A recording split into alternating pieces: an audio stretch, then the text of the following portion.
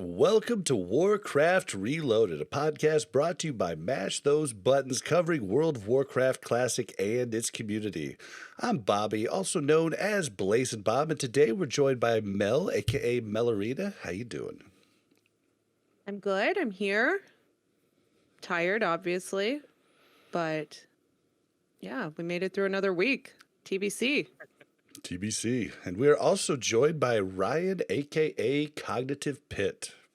Hello, Bob. I'm good. I'm tired too. TBC is clearly like boot camp. We're like, we survived Right? another hell week. Yeah. We made Two it days have through. been rough. Yeah, the 2-a-day. Oh man, bringing it back to high school. Oh gosh. Yeah. Oh, flashbacks. All right. It's okay. I'm okay. All right, so guys, we got a good show for you this week, and we're not as slap happy as we were last week. First off, we're gonna start out with housekeeping, then like normal, we're gonna go on to what we've been doing this week in WoW, but I think we're gonna split it up. In the what we've been doing section, we're gonna go everything up to level 70. Then we're gonna do the news. Then at the end of the show during discussion, we're going to go over what's happened since 70 and our raiding exploits. Not exploits. I mean, that's the right word, but it's wrong in this video game situation, right? I don't think that's the right word at all. Exploits? Okay. Yeah, okay. Adventures. And yeah, we'll just go with adventures and we'll just move on. So first off, in housekeeping, there's no new reviews. The grind is real. People have got to get stuff done maybe next week. I do, however, want to give a shout out to Quantum. We ran into him in a Altric Valley and he was like, "Whoa, dude." We're like, "What?" He's like, "Dude, I was the guy that left you a review in the in-game mail." And I was like, "Oh, dude, hey, how you doing?" So I wanted to give him a shout out on the show. Thank you so much. It's Arathi Basin. Arathi Altric Valley. Did I say I thought it was Arathi Basin? No, you said Altric Valley. I thought it was Arathi Basin. No, because we chatted while we were waiting for the towers to drop to take down the big bad at the end. Got it. Oh, but so let's just move into, what we've been doing lately and our ending path to 70. So you want to go first, Yip? Yeah, I'll go first because it's going to be really easy because unlike some of the noobs here, I was already almost 70 in our last podcast. Oh, yeah, it's 68. We're really slacking over here. Let's see. I guess we just did Shadow Labs to 70. Is that what I'm supposed to say? I came back and I did a bunch of Shadow Labs. Shadow Labs is actually kind of fun. I really like the boss that just mind controls everybody and you just beat on each other. It's such an absurd boss fight. And there's a lot of weird boss fights. I'm really enjoying all the dungeons. Dungeon grinding was kind of hell, and we talked about that last week, how we were like, oh, I'm getting real bored of dungeons. But the dungeons by themselves, without the kind of insane play that we were doing, they're all really fun, and the bosses have way more mechanics than like anything we got in Classic. So it's actually been a blast to go through dungeons.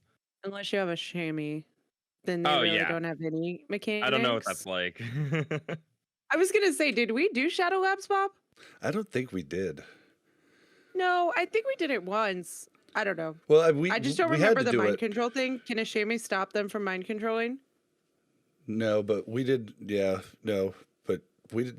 Probably Shadow Labs would have been later, but I think we did do it for the attunement, I will right? Say, all you noobs, I'm gonna keep calling everyone noobs, but all the dungeon groups weren't efficient at all with the dungeoning. I noticed the reason we did Shadow Labs at 68 was to hit Revered ahead of time with Lower City, as opposed to like staying in Sethic or moving on to something else. And you get a lot of your attunement done ahead of time. So you go to Shadow Labs and Steam Vaults.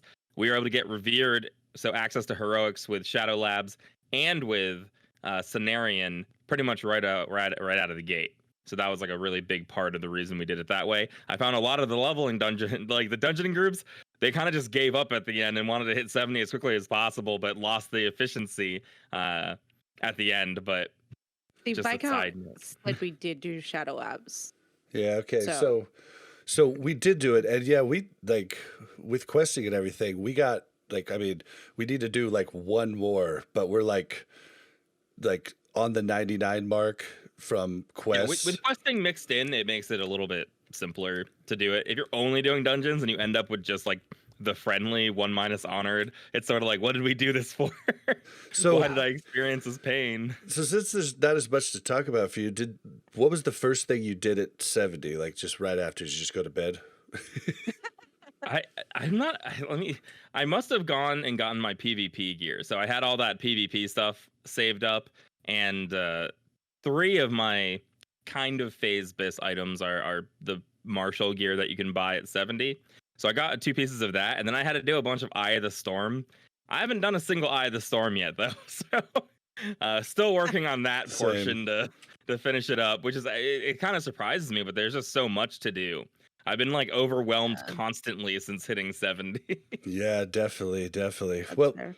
so for Mel and I, after the podcast, we were amped. We got on. We did a few dungeons, but our tank just was not feeling it. He was tired, and he ended up going to bed. And he ended up getting up the next morning early, but Mel and I, had to go to bed. But we were amped, and we were going to play. So we went and quested to 69, I think, or like right before 69.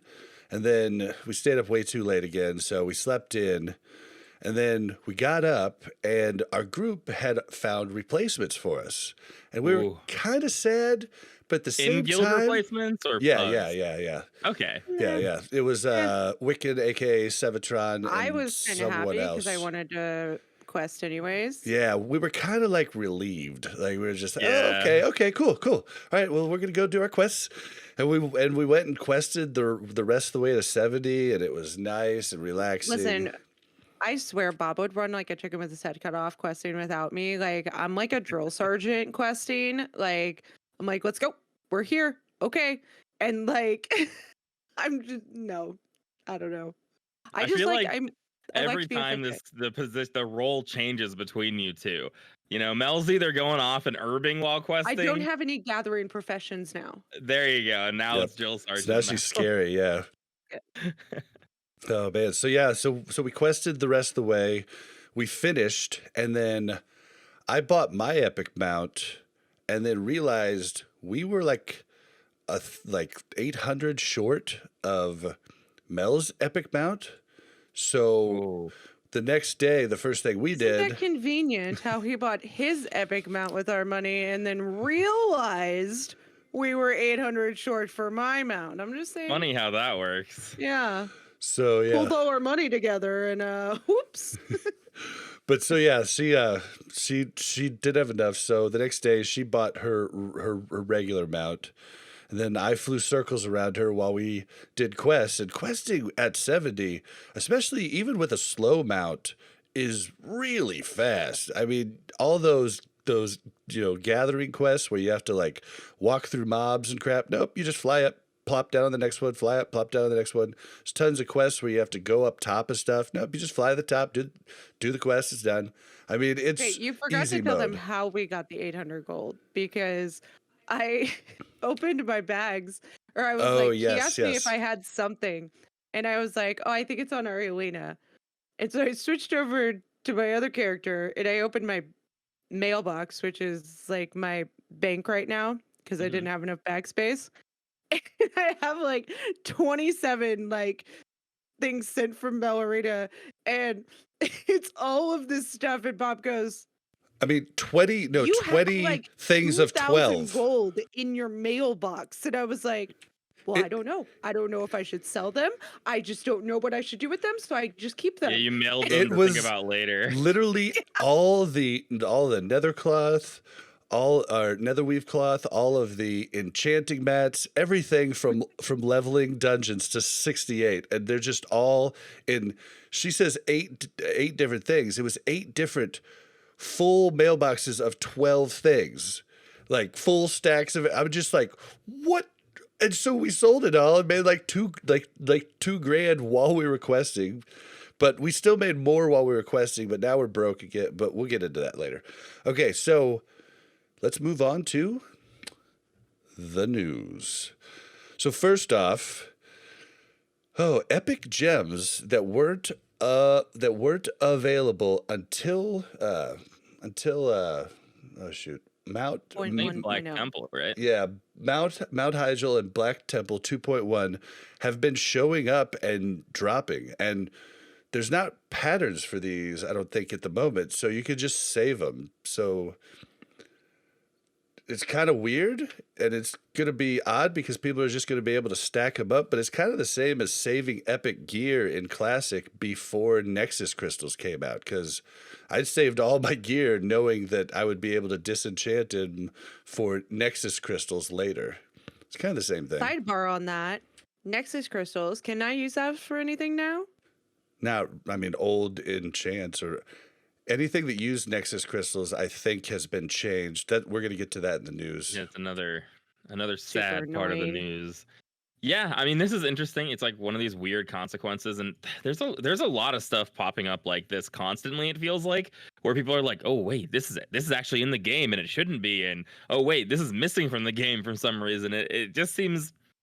I'm not like upset, like, oh, it's haphazard, but it is a little haphazard. Like they're just like, okay, we're on this patch basically, and we just forgot about some of these items. That's You just what guys, it feels like. there was a guy at Blizzard sitting there like, nobody's gonna notice this. They're not gonna remember when this came out.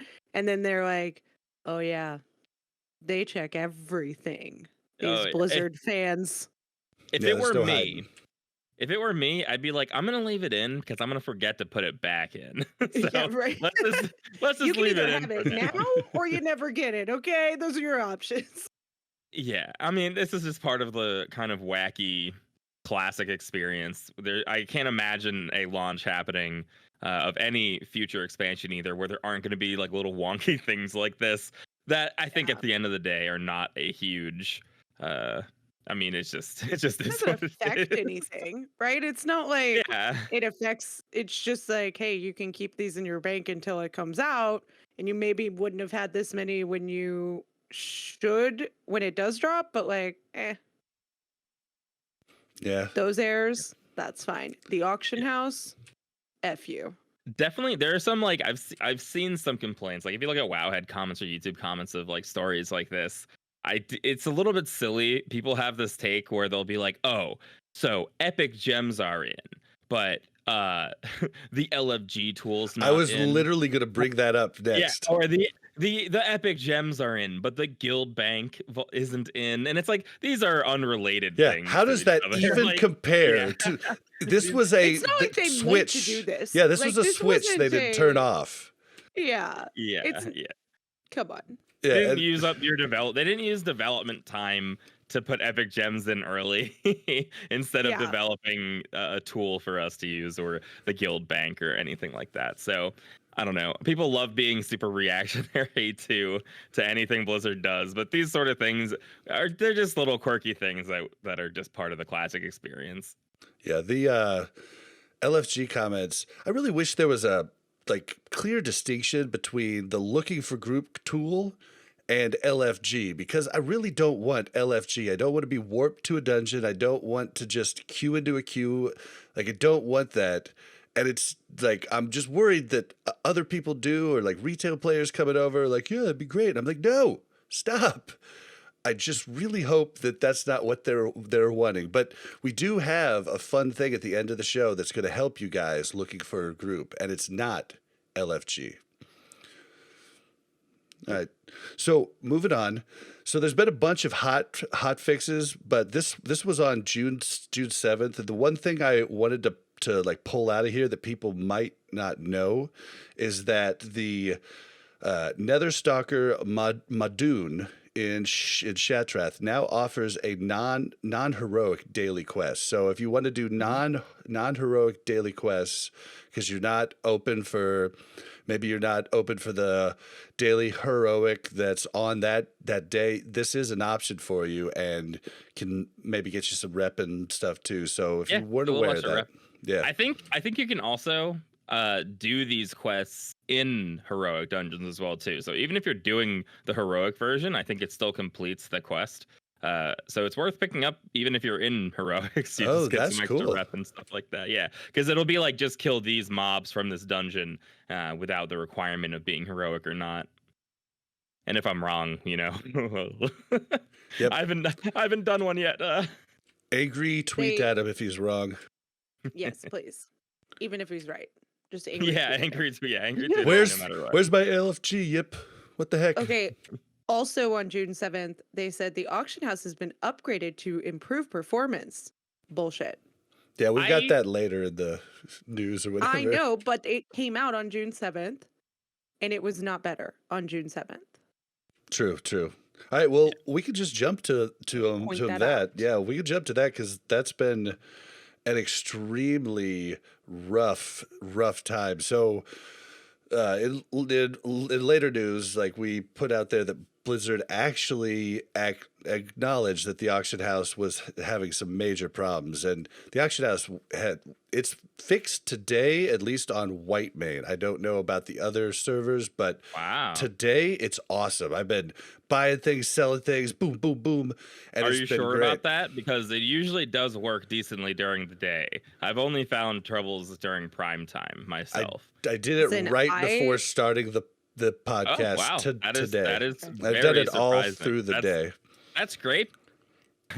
This is unacceptable to me. The auction house just Absurd. not working is unbelievably horrible. It has, to me, ruined my experience with the launch. It's made making money on the auction house something I have to like calculate my gold per hour, because just listing things is going to take me 30 minutes, and buying ore to smelt and make money off of is going to take me another hour and a half, and it's actually crazy.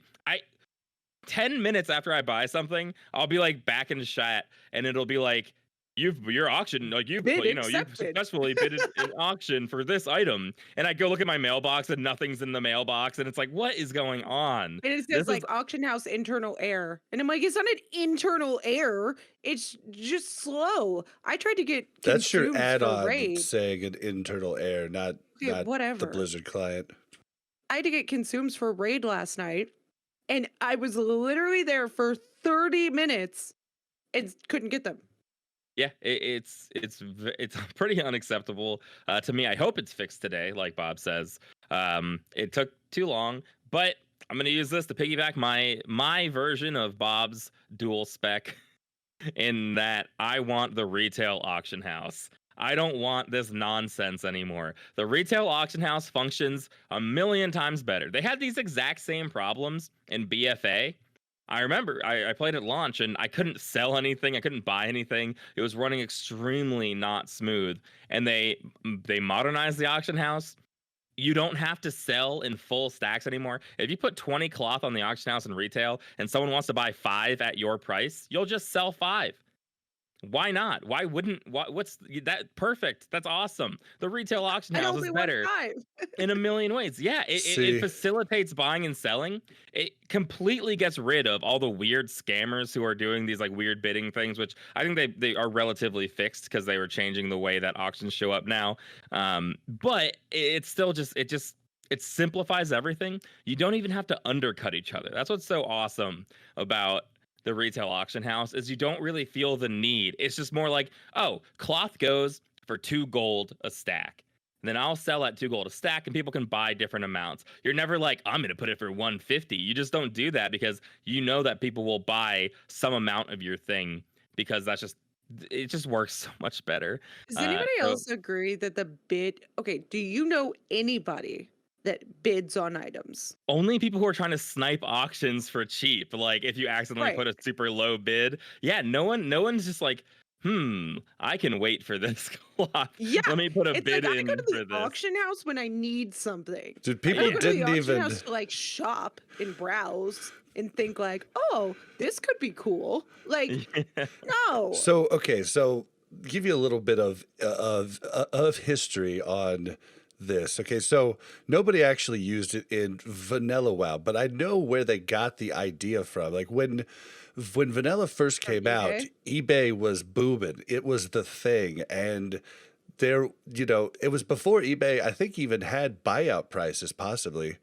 might have been it might have been I might have been right then when they started, or like a couple years prior. But it was because of eBay, and I'm pretty sure they based the original auction house off of eBay. Now, I wouldn't mind this, but I mean, it's a non-issue for me because TSM does everything so good that I just even if they switched to the retail auction house, I wouldn't use it. I would use TSM because it's just so good at telling me everything at every time of what But you use everything's worth. auctioneer. Yeah, but you're No, I talking don't about anymore.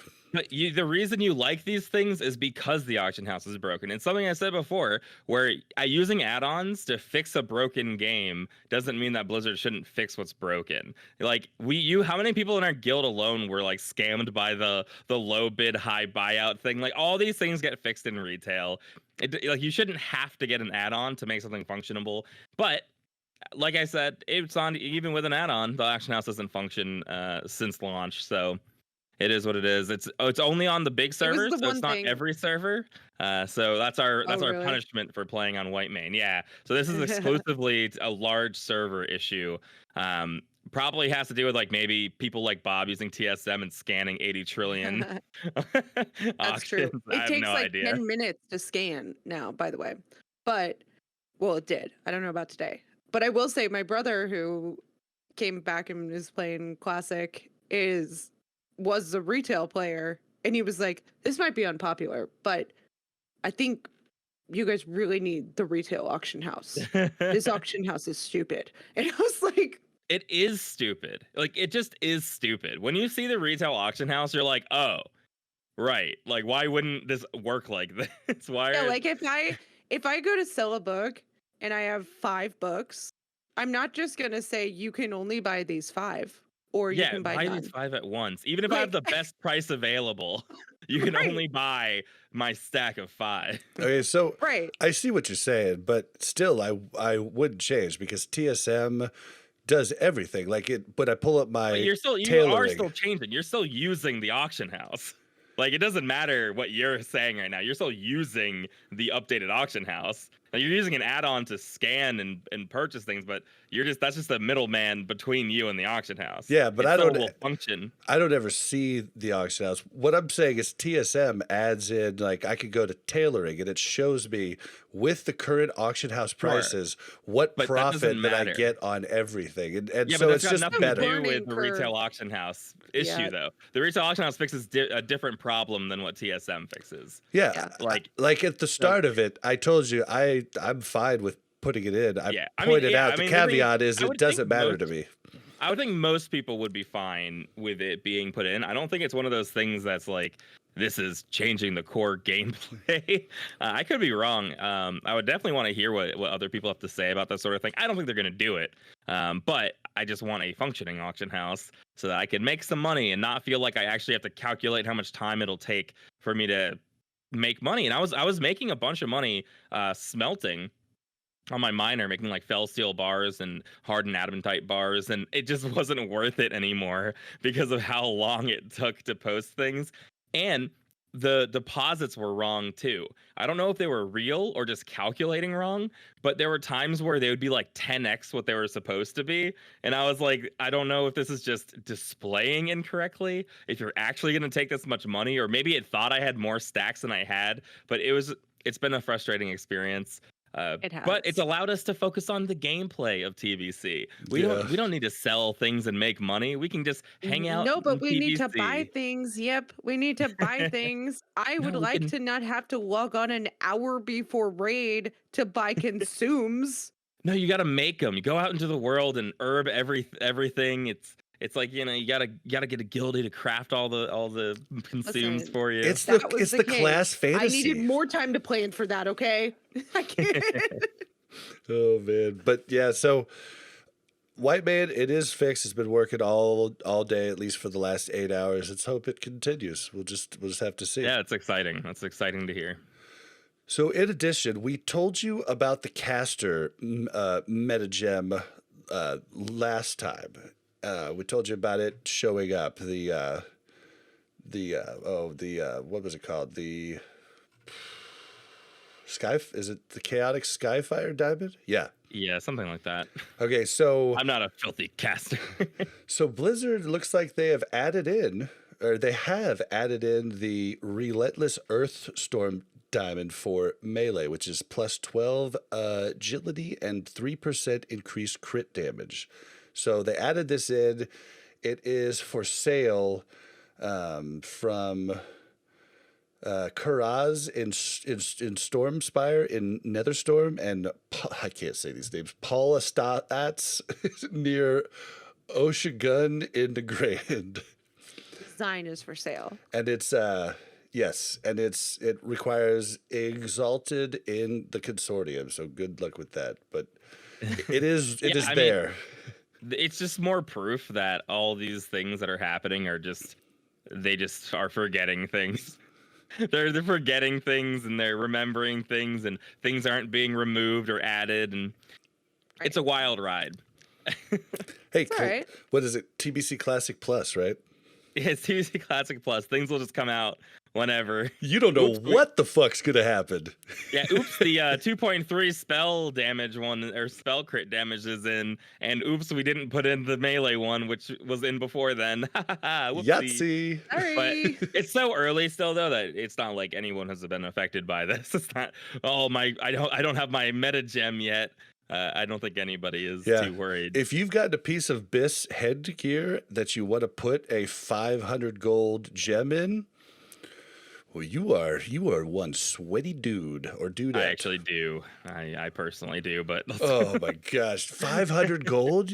No, mine. I don't use that one. I use the Stam one. I don't know how much it is, but I haven't bought it yet. Oh, okay, yeah. Every meta gem I saw, the cheapest one was actually the Chaotic was 300. Everything else was 400 to 500. I'm like, do people not realize? It's like a transmute, right? To make the meta gems. So there's gonna be like a large level of scarcity for a while, because like no one, well, not nobody, but I'm sure jewel crafting is disproportionately a small amount of players who have it, because people are carrying over their old professions, and then it also requires like a time transmute, I think. I could be wrong about it having a cooldown, but I thought it did, and that might be why. I jewel crafted in TBC. I don't think it had a cooldown. It's just you have to get the special gems. Yeah, I don't know. I mean, hopefully in a little while, a couple of weeks, some prices will come down. But if you do have a BIS piece, Mongoose is insanely expensive. All kinds of things are very expensive right now if you're trying to like BIS out the item.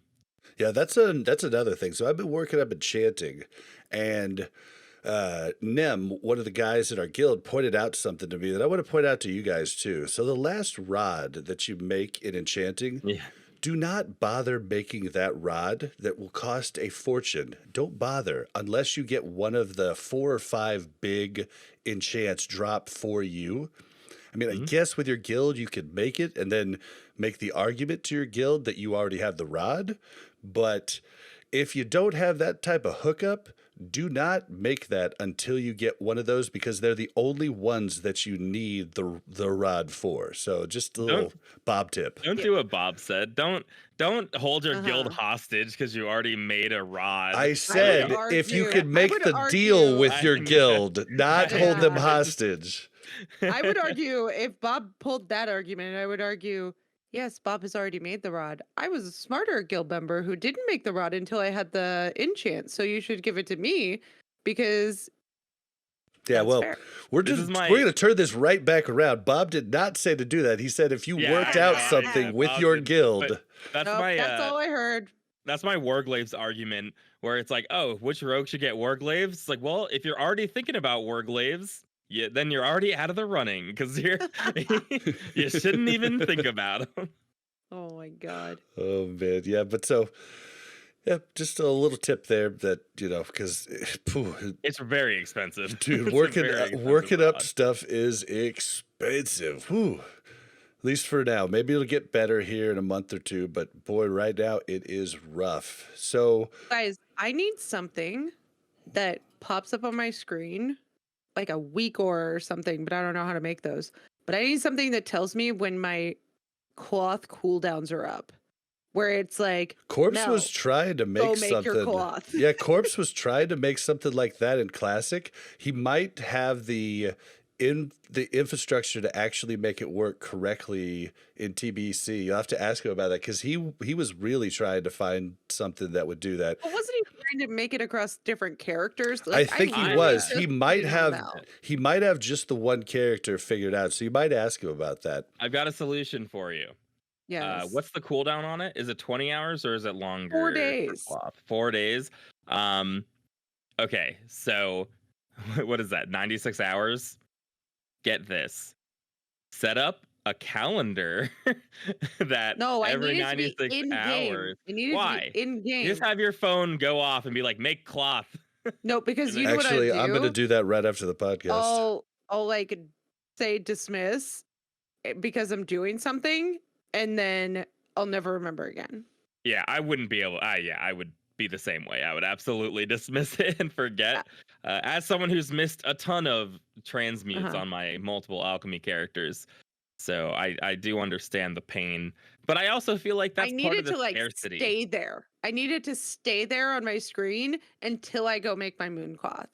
If that becomes like an add-on or like a popular weak aura that people use, it would legitimately drive the price down of these items. Because think about how often people forget to do it. Even if they just Okay, wait a day fair. or two, it limits the supply of these items. If everyone was Okay. always on top of it, it'd be insane. I say go for it because I can't afford anything. So let's Yeah, get this right? out here, guys. Yeah, and it needs to stay up even after a slash reload. It needs to like re-query and be like, nope, boop. Just right in the middle of your screen. You're like in Yeah, rage. You're like, dude, I'm in rage. Stop. It's like I had a salvation aura before that I had to turn off, where it's just like if I had it, it would just be enormous on my screen, so I couldn't even play until I got Right. rid of it. That's what you need. You cannot play Yeah. the game until Like, you need actually to start flying to Cenarian Hold to make your moon cloth, or Hey. you're done. Yep. Oh man. All right. Well, other news. There was another hotfix. Now, all of the hotfixes will be in the show notes. So if you're interested in all of them, make sure to check those. We're just pulling little things out that we thought we might want to mention. But this one was on June 8th, and this one I was not expecting. Players can now obtain pets from the original World of Warcraft Collector's Edition from Landro Longshot in Booty Bay if the license is on their account. Now, I think this is just vanilla, not TBC, because it says original World of Warcraft, but that could just mean all expansions. I don't know. Yeah, I mean, it definitely does. They definitely said original World of Warcraft Collector's Edition and did not mention the TBC stuff. So I think it is just the vanilla stuff. But that's cool, I guess. It's kind of interesting. It definitely opens up the possibility of TCG cards eventually maybe moving over as well too. That wouldn't, if they're not going to do anything with like a way to obtain those TCG mounts, it wouldn't surprise me if they ended up doing something like that as well. And it kind of ties in with retail a little bit. Now Classic players who want like something from retail would have to go play retail to get it in Classic if they did something like that. Which, you know, it sounds like something that they would maybe do, is I guess all I have to say about that. I guess if they just kept it to TBC and back, and then I guess in Wrath I would get my little pet that was a little Murloc in a StarCraft costume I had from a BlizzCon, but I don't think it's gonna go past TBC, but it might just be original vanilla. I don't know if I'll try and go check, but if someone else knows, please let us know either on Twitter or someplace. Let us know because I'm curious about that, and I don't want to see like little weird rats from like retail or something walking around. I'm gonna be like, what is that?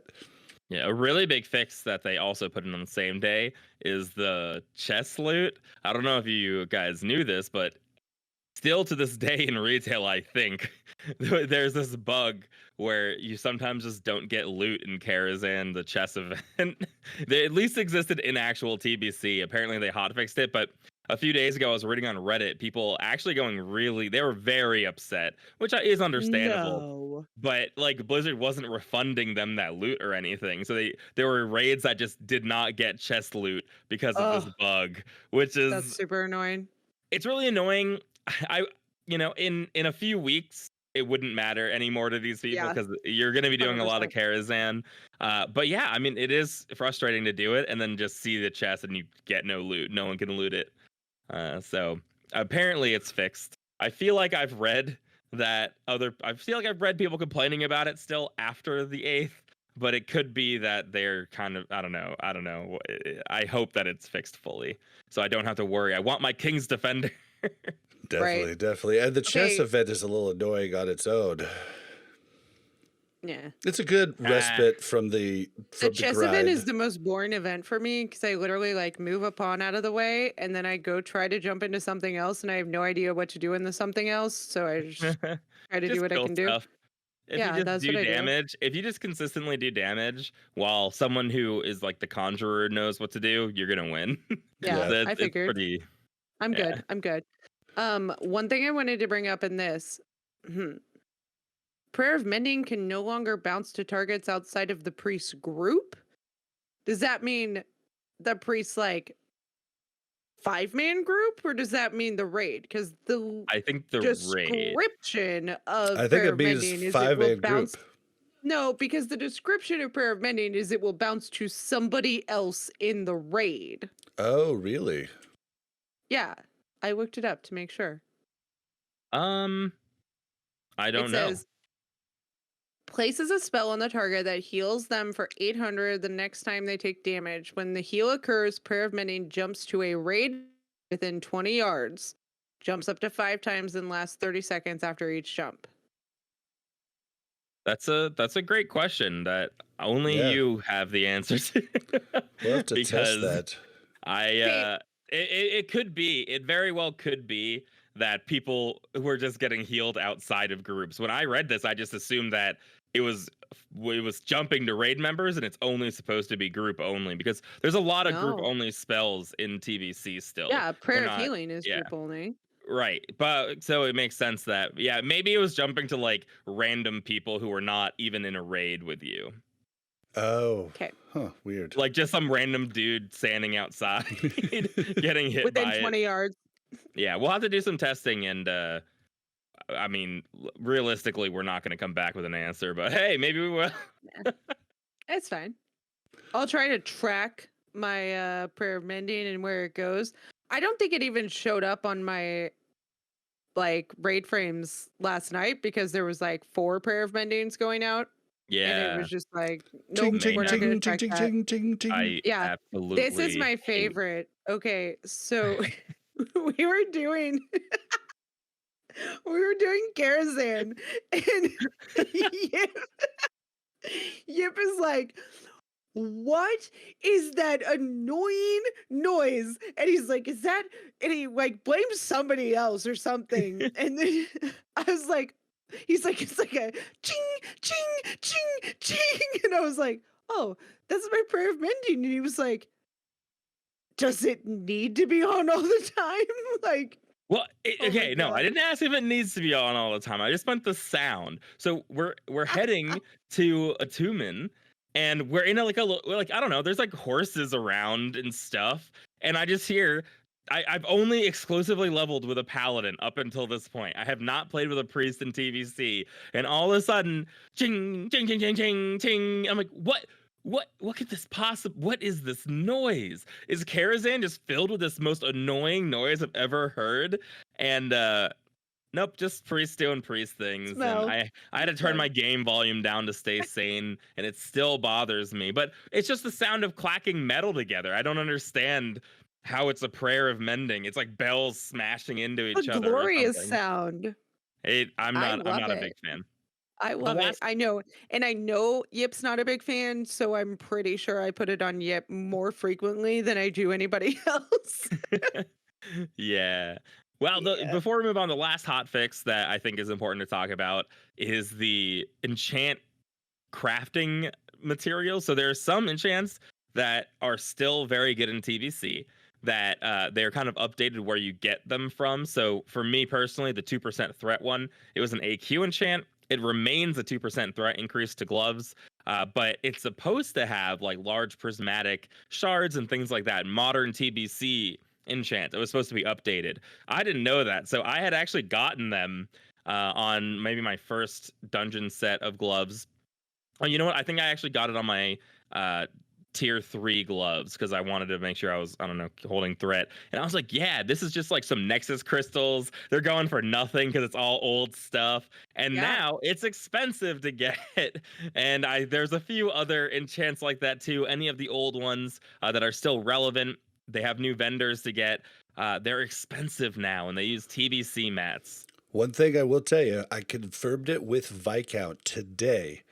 30 spell power is still the old mats because it doesn't use everything was changed that uses Nexus crystals.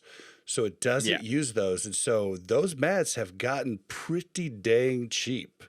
So if you're, you don't have your BIS weapon, you don't want to spend the big gold right now to get the 40 spell power enchant, that is an option for you to do. Yeah, same with like Crusader, where Mongoose is super expensive, but Crusader is a solid alternative that is still just like Righteous Orbs and whatever else. Crusader.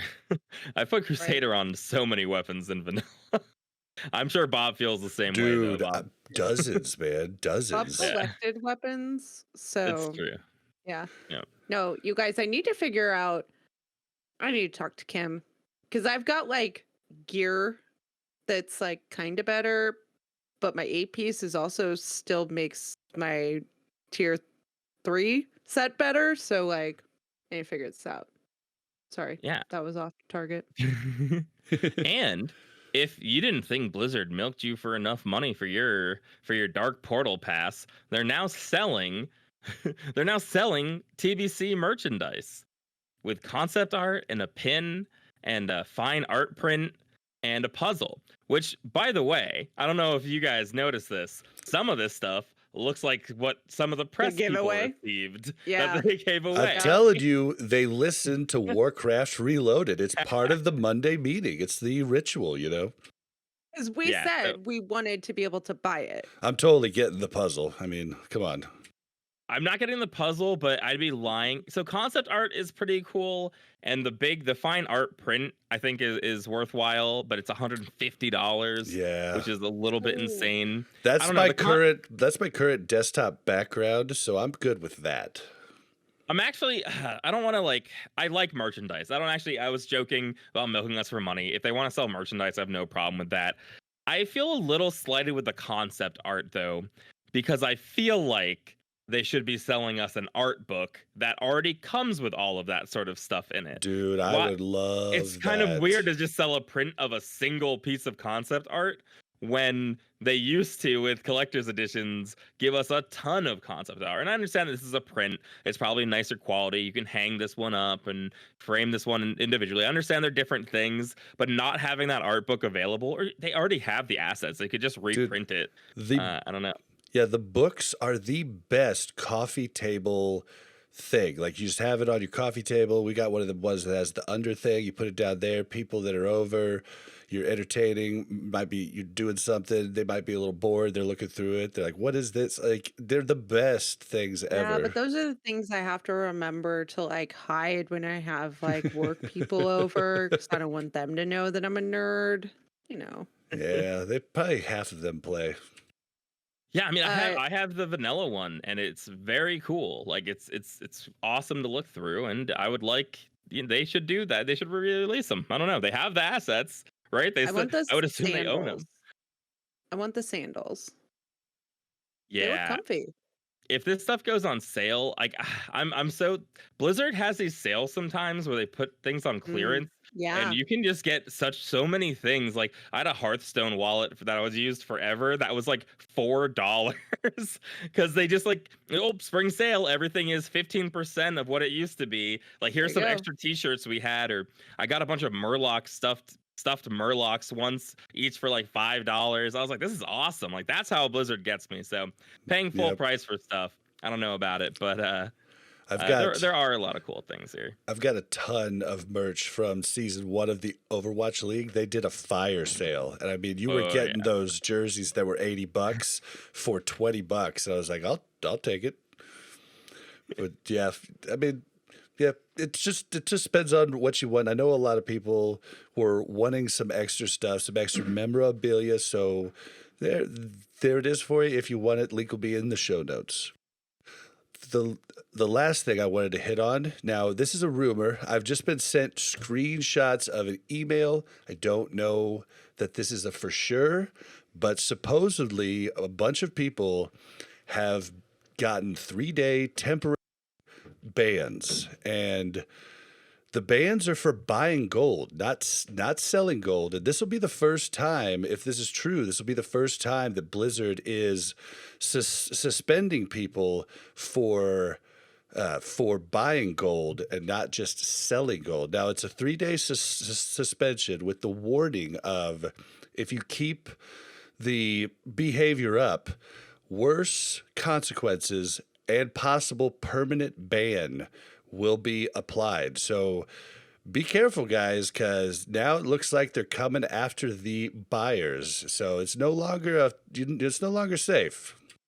Yeah, I had heard that this was happening. I think you have to be a maniac. Like, I don't think you're a maniac if you bought gold in vanilla, just because vanilla was a crazy time and that's what people did.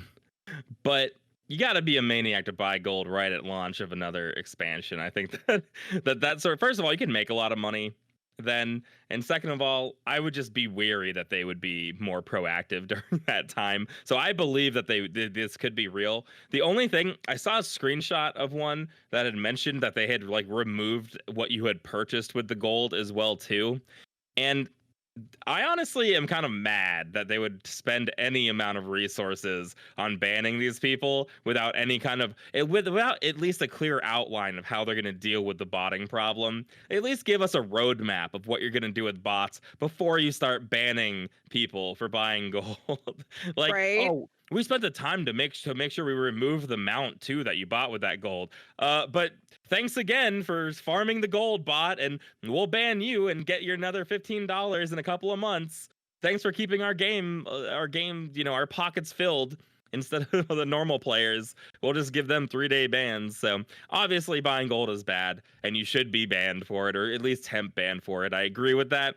But if this is where their efforts are going and not going toward bots, it's easy to feel that way, because I at least want a roadmap. Acknowledge bots exist at least. Give me something. It's the So- chicken and the egg, right? It's like Yeah.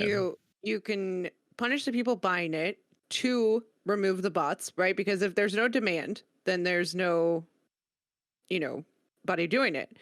But they've tried to go after the bots. I feel like that has been ineffective.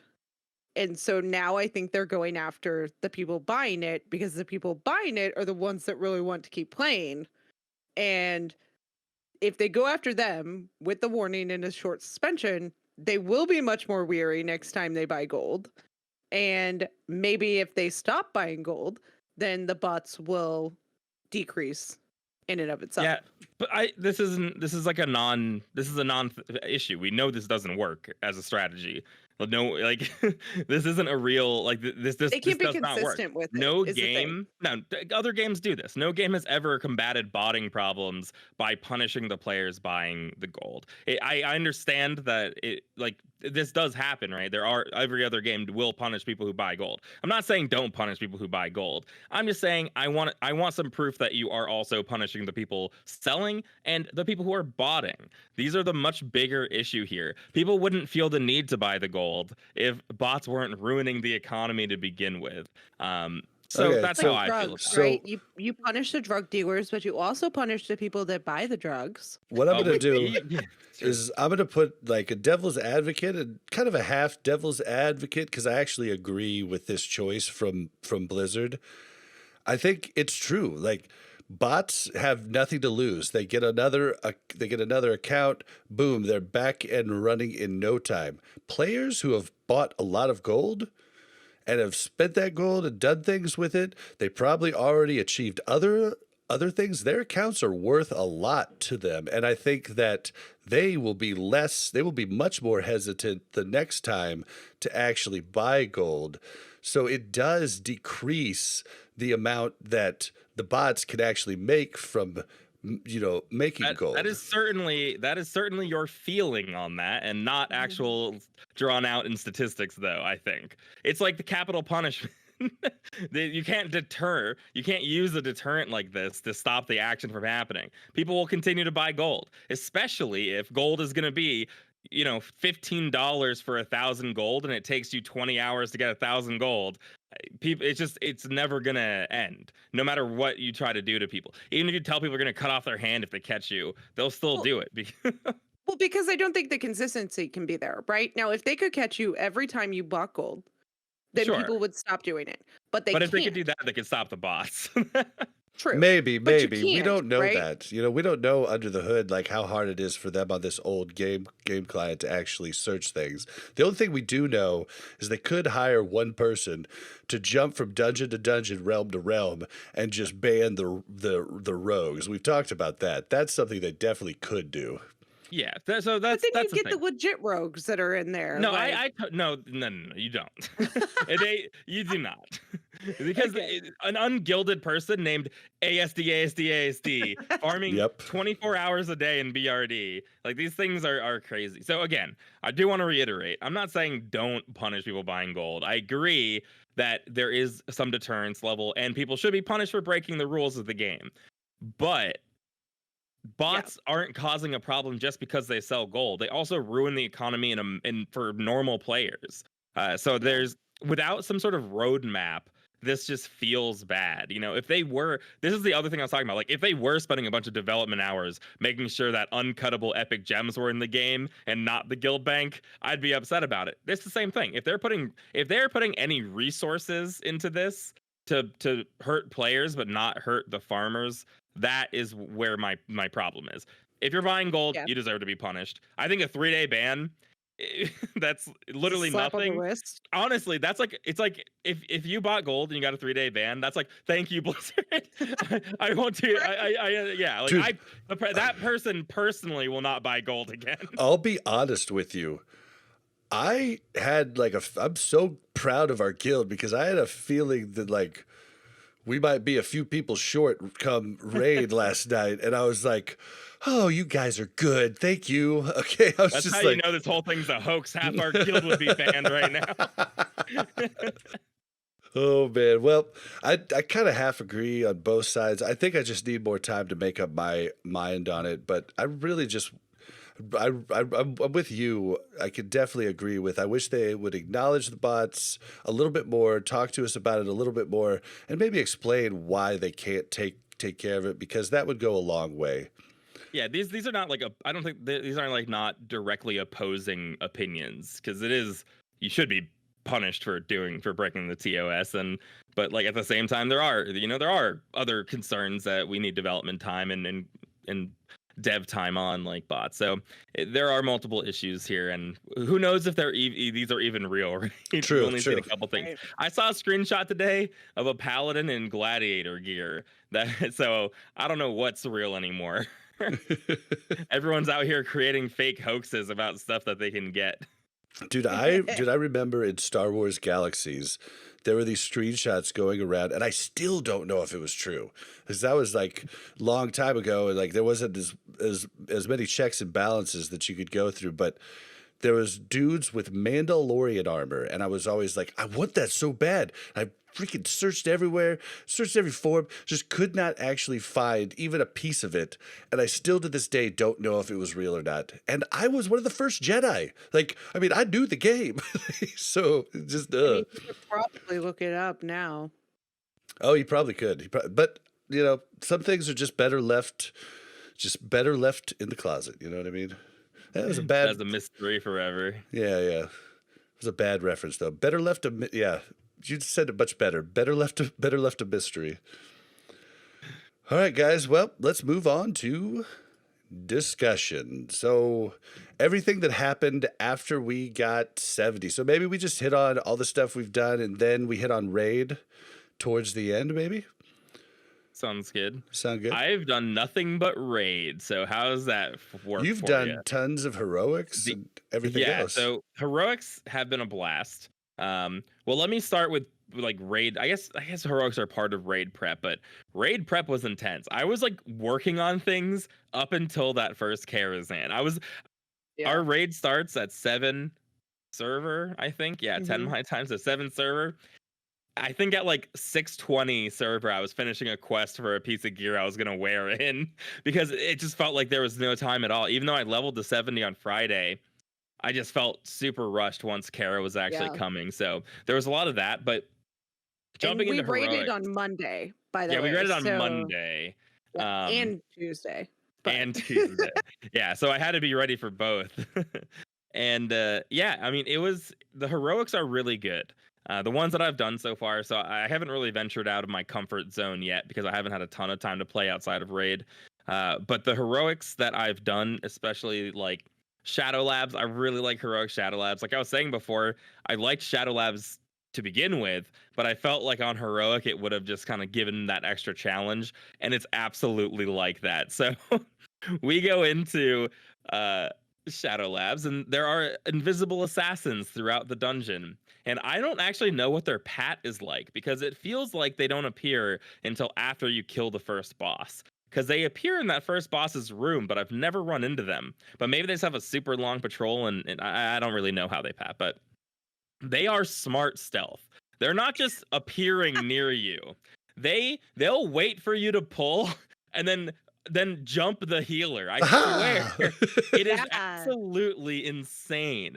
I got rezzed once and I just started bandaging up, and this assassin pops out of nowhere and just murders me as soon as I get rezzed. And I'm like, this is like someone would have aggroed this. This thing Right. is doing this on purpose. Like I've And literally done nothing. one time, so we are having our rogue go up and sap in the second boss's room, where there's like, it's like a church almost, where there's a bunch of people and there's just so many mobs. That room is kind of growling. Anyway, he goes and saps, and I guess he sees that there's an assassin near him. He's like, oh no, guys, there's an assassin. I don't know if I can get away. And he just gets one shot immediately by it. It's the amount of damage going out is insane. You go from normal dungeons where I was letting people get hit to if a caster gets hit, if a rogue gets hit, they might just get one shot and it's over. Even as a tank, it felt like, Oh my God. if I tank multiple things, I'm going to be going down very quickly. And I like that. Like that's exactly what I remember about heroics, like having to use CC, and that's exactly how the heroics feel like. You just can't go in there and do whatever. Unfortunately, some CC is a little too good. We've had, I guess I shouldn't, I don't know. I feel bad that I'm giving away these secrets, but we've had rogues shiving with, I guess, crippling poison or whatever, the thing that applies a 70% slow. They just slow everything, and you don't need a tank. You just kite. You just have someone kite, and a 70% slow is so easy to deal with, that it's just super overpowered. So they've made you irrelevant. They've made tanks irrelevant. All of the heroics are cheesable with a mage or a rogue, pretty much, where you just kite around instead of having a tank. Or So probably mages with their blizzard. probably shaman a with lock Earthbind. too. With a Well, you curse have no of slow. exhaustion. No, curse of you would have to spec into it, but curse of exhaustion. On multiple targets? Yeah, that's how Seems that's kind how of we. annoying. What's the percentage slow on that? You know, I don't know. I think it's 30, but I could be See, wrong. like that. See, that's a 70 and 30 are very different. Very different, but numbers. I mean, I don't know what a mage is. Mage is probably in between that. The rogue one at 70 is so silly though. well, I'll just to like put it in perspective. Many rogues just went. 50%. What'd you say? Curse of exhaustion is 50%. Yeah, so Yeah, I you mean, could they totally do that, no problem. Yeah. they literally went from 60 to 70 just doing slave pens, because you just dot up and you just curse of exhaustion and run in a circle. Oh yeah, for sure. Yeah. So if you're expecting that, you can probably do it as a warlock too then. But that has been kind of, we haven't really been doing that too much, so it's still been fun, and I think it's going to be a really nice progression as I get more gear. It's going to be so noticeable how much more I live, and I really enjoy that. It feels like there's real progression to be had right now. Mhm. Yeah, it's not just easy That's peasy. awesome. Yeah. Yeah, well, for Mel and I, we've been helping different guildies to finish up attunements, do different dungeons, but we've basically just still been questing. We've been knocking out like most of the quests in the game. Like we got Shadow Moon Valley done pretty much. We have No. a couple more quests there.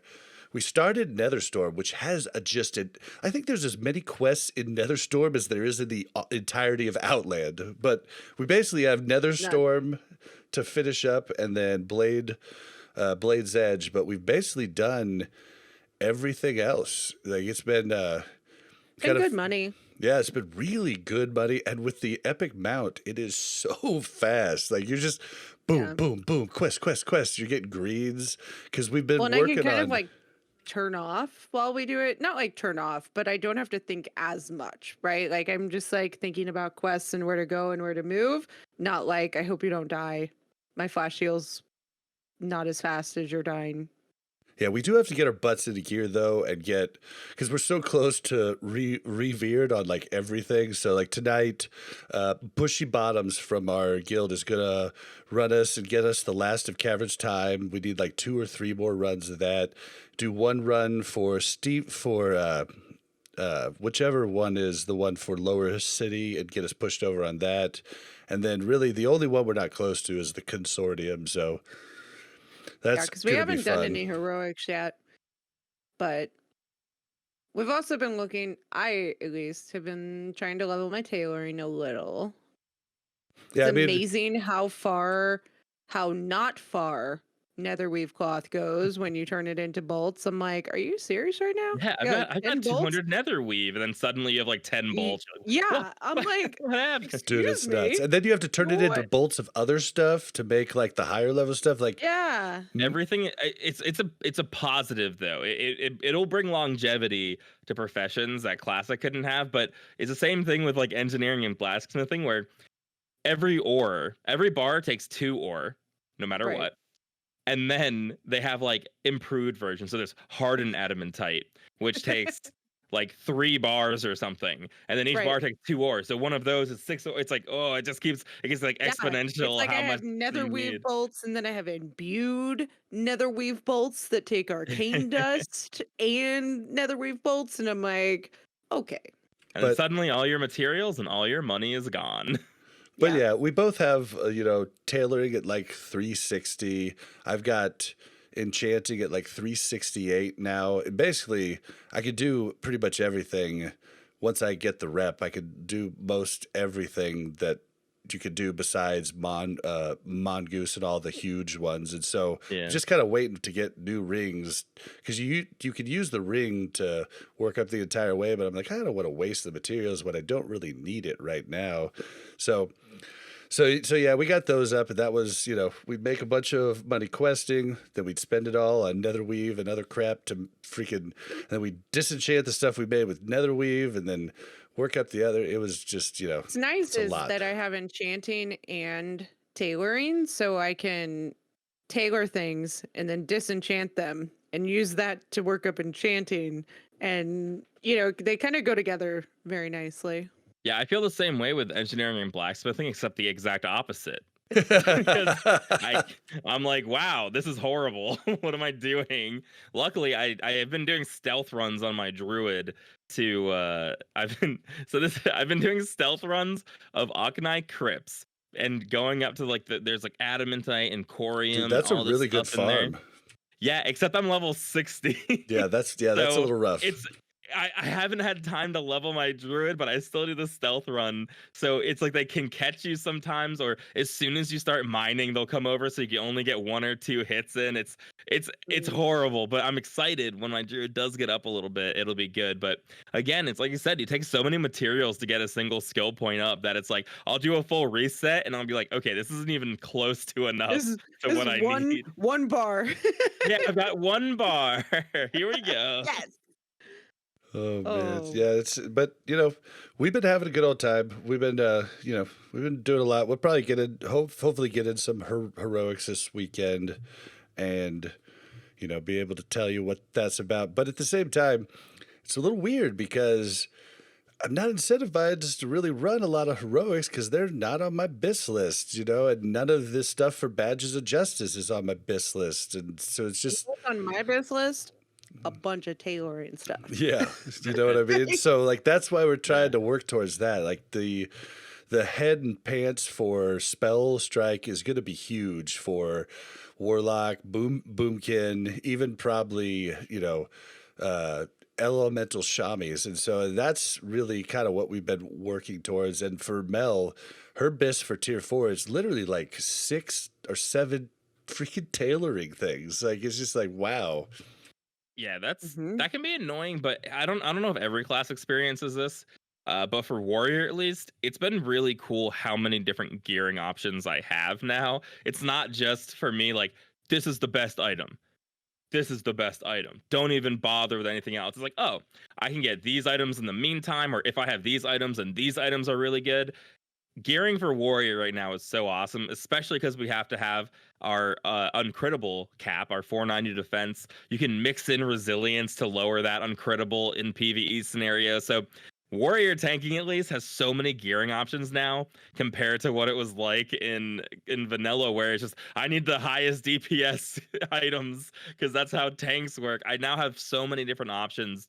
I have to balance between threat and tankiness, except we're still a little early, so I can't really balance for threat. I'm only balancing for not dying, but I'll get to that point. So the gearing for me has been really cool. I'm lucky I don't need a lot of crafted gear, but I bet there's like an okay alternative, even if you were not going the crafting route. But you two are good at getting that stuff. You guys are professionals. We Yeah, are I've had professionals. like I agree. it was hard. So I've been playing the lock, and I loved the Felguard working up. It's just like my little minion. He did what I told him to do, even though he made fun of me for not fighting my own battles. And then, but I had to get rid of him. I went Destro, and something I didn't realize about destruction before is that the way the specs set up, if you like some people say fire, you should choose the 5% less mana for destruction spells instead of improved shadow bolt. But I think that's silly when you have life tap. So like you could literally that's the only change in the spec. So you literally could just go fire or shadow just by switching out your Mm. your incinerate or your shadow bolt. And I mean the rotation's basically the same. And so you just choose based on the raid. Like when we did raid, like we went shadow because we didn't have a fire mage. So if we would have had a improved scorch, then we would Oh have yeah, went the improved we score. yeah we would have went fire, and you could do it on the fly. And so it's kind of neat. And you can also do it like if certain bosses or mobs have different resists, you can switch on the fly to either. And so that's why I'm not really worried about making Frozen Shadow Weave either, because that you have to choose fire or shadow with that. I guess you could make both, but it's just interesting how that spec works, and it's really been kind of fun for me just switching off between the different ones. Now, I do want to ask you. I know this is getting into rating a little bit. Uh, did you bring Curse of Weakness to Karazhan last on Nah. Monday? Curse of Weakness. It's a thing that reduces melee attack power. No, I was on Curse of Not my Elements. melee attack. Okay, I only ask because I don't think I even knew warlocks had this. But on our prince kill, I was spamming demoralizing shout and it wasn't going on, but it wasn't saying it was resisting, and it was because someone put Curse of Weakness on, which is stronger than my not improved demo shout. And Interesting. I was like, what is going on? And it was so That's confused. hilarious. Had to have been Ozzy then. Yeah, it must have been. Huh. Okay, yeah, no, I don't even think I have Curse of Weakness on my bar. Yeah, I was like, I didn't know this was a thing. Yeah, I mean, it could be used in Hilarious. PvP. You know, if you're The going more up we talk against about raid, I'll actually bring up why it's also pretty important too. But other than raids, has anyone been doing anything else? so much. I'm probably forgetting stuff. Yeah. There was something I wanted to talk about, but Oh, there's a bugged quest in Shadow Moon Valley. There's a really good ring quest where it's a lot of like Prebis rings. So we had a huge guild group go and do it. And you just can't do the last part. I think it's hotfixed now. I could be wrong. I think I But saw that in the hotfixes, possibly. yeah, I think it is hotfixed. I totally forgot about this because I stopped needing. By the time it was fixed, I didn't need the ring anymore, so I was kind of upset by that. But we Yeah. were all out there, and just the last part, you can see the reward, and you had to kill these giant rock dudes in Shadow Moon Valley, and none of the kills would count. You had to turn into a blood elf and do it actually. So you turned into a blood elf, and you just weren't getting credit for it though. So it was a pretty big bummer, but.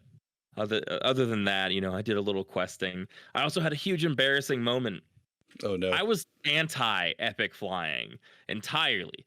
There's so much- Anti-epic flying? Listen, there's something called present value theory, okay? Having your money now is more worthwhile than getting money later or wasting it on something that isn't going to save you Negative. that much time. Negative. However, I needed to do the there's that fake Illidan in the Grand, another blind guy, Ultras or something, and he has a quest chain, and it leads to a pretty cool chest, and I needed to hit defense cap, and it has a lot of defense on it, so I wanted to go get it. So I asked for 2 people's help because it's a 3-person quest chain. So I had shout out to Cade and Blunder, who came and helped me, and they both have fast flying. And it was so embarrassing. These 2 people helping me out as they're just flying past me. And Circles always around having, you? yeah, I they flew weren't circling circles me. around Stoof No, last night. I wish they would fly circles. At least that's like funny and playful. They were just waiting places for me as I slowly flew over to them, and I felt so bad. I was like, this is a nightmare situation where we would all mount up and they would just zoom over my head, and Because I they're would be like, 4 I'm so times embarrassed. faster than you. I 4 times know. faster. It's so unbelievable, and I was just like, I'm so sorry, guys. Or wait, Like, the regular amount is at 60%? Wait, no, more than 4 times, because 4 times yeah, would it's a be little more than 240%. It is 280%. It's 4 2/3. Okay, so it's 60%, which is like your slow ground mount, Yeah, but Yeah. in the air. But it feels even worse feels in the air. horrible It feels in the even air. worse in You the have, air like, because up you and can't down see and- things like Yep. going by you. It's You just feel horrible. like you're stagnant. I And knew I it guess was it's horrible. not as but bad if you're not around other people that Yeah, have floss mounts, but it's pretty You- it's pretty embarrassing. Some people question me, but there are many times where my ground mount is just going to get me somewhere faster. So they'll be like, "Why are you on your ground mount?" It's because it's a straight line. So it's just faster for me to be on my ground mount and because not it is fly technically there. faster Yeah, than it's your more to- slow fire. So you haven't crazy. gotten the epic fire yet? I can't afford the. Do you know it's expensive to be a tank? First of all, Yeah. and second of all, And like the repair bills, I don't know yet. I just know the difference between cloth and plate in classic. I believe it's got to be unbelievable because my costs have gone up quite a bit as cloth. I got to believe the plate has just gone through the roof. Like, what's your Yeah. highest repair bill so far? it's like 30 gold, maybe. That's Wait, not full broken Does though. the guild not pay for the tank's repair bill? That was always a thing in classic and TBC and Rev. Oh man, that'd be sick. Maybe some of that stuff could happen if the guild bank gets implemented into the game, but True. as of now, we sort of have a nebulous guild bank as we figure out how to handle that. So hey, you picking up the tab? I Yeah, know, I thought right. you were picking up the tab. Well, no, baby, our are you picking mage up the tab? our mage for Gruul was asking about picking up gear ahead of time, and they're like, "Oh, what's my budget?" And we're like, I mean, We know, got a couple you can silver get- for you. yeah, That's we'll- like we'll when help- you're you know. starting out a new business and they're like, yeah, so I need this, this, and this. You're like, yeah, we can find that for you somewhere. Yeah, like just buy it and don't go too crazy, and we'll figure out And you how we're don't gonna you get don't want to that. sound bad. Everyone's just so broke right now. It's crazy. Just getting my I thought getting my engineering up was going to be the hard part of getting my goblin rocket trinket, which by the way Is is the sweet. most fun I've ever had in my life. It is You guys, so no, I so have to fun. tell you, Yip No, you in can't let. every dungeon Okay. is so excited. And like I can't see him, but I can see him smiling, saying like, I'm gonna use my rocket. I It's got this. so And fun. it wasn't like Harsker was like, do you want me to pull it? And Yip was like, I got my rocket. Yeah, it's like the hunters will misdirect, and I'll be like, misdirection. Who needs that? I've got a rocket. Like it really is until it resists, and then it's really scary because then you Yeah. do 0 damage to something. But And it's then in our it's good. Karazhan, Whoa. Yip, what? Jump into raid Oily. already? No. I'm just saying this has only to do with the rocket. Because in our garrison, Yip is like, I'm gonna pull, and Harskar was like, no, I'm gonna pull. And Harskar shot his arrow, Yip shot his rocket, and the mob came to Yip, but it resisted his rocket, and Yip was like, oh, why? It resisted my rocket and it still came to me. And Harskar was like, what? And he's like, yeah, it resisted and it still came to me. And he's like, I misdirected to you, Yip. And I he was like, misunderstood oh. the challenge. I thought so. We were having a little challenge of who was pulling a trash pack, and he shot. Uh-oh. You're muted now. Hello? Yep, you're there, but Oh, man. Oh, Somebody okay. screenshot that. Come on. all right, hold on, stop. Yep, start over again. Hello? You just like froze. Like, You said you were having a challenge. Oh, well, we're having a challenge. It's going to be on the recording twice. We're having a challenge. I thought the challenge was who it's going to get pulled to. He said he was going to aim shot, and I said I'll shoot my rocket, and I thought whoever it ended up with was going to be the winner. So he shoots out the aim shot, and he's like, oh, 2200 hit, and I resisted, and I was like, wow, it's still coming to me. This is awesome. The rocket must be super. But he just misdirected the aim shot at me. I did misunderstand, but where's the fun in that? He should have seen who would have really won, and then taken the L and died for winning. That's what should have happened. But yeah, well, hunters in their misdirect. as Good you time. know, playing that one game with Harskar, he's very sneaky when he wants to win. Well, what's that game that we played? Alien game? Among Us. Among Us, yeah. I was like, I wasn't expecting that deceit from you, Harskar. Oh, Who man. knows what other secrets he holds? I Right? know. We need to dig deeper into this mystery, people. All right. Well, yeah. I think that's all I got. I mean, I did get Scryers because one of my best trinkets is the Scryers blood gem. I got that. So let's just. I don't really have anything else. Oh, you got something else? I have one thing.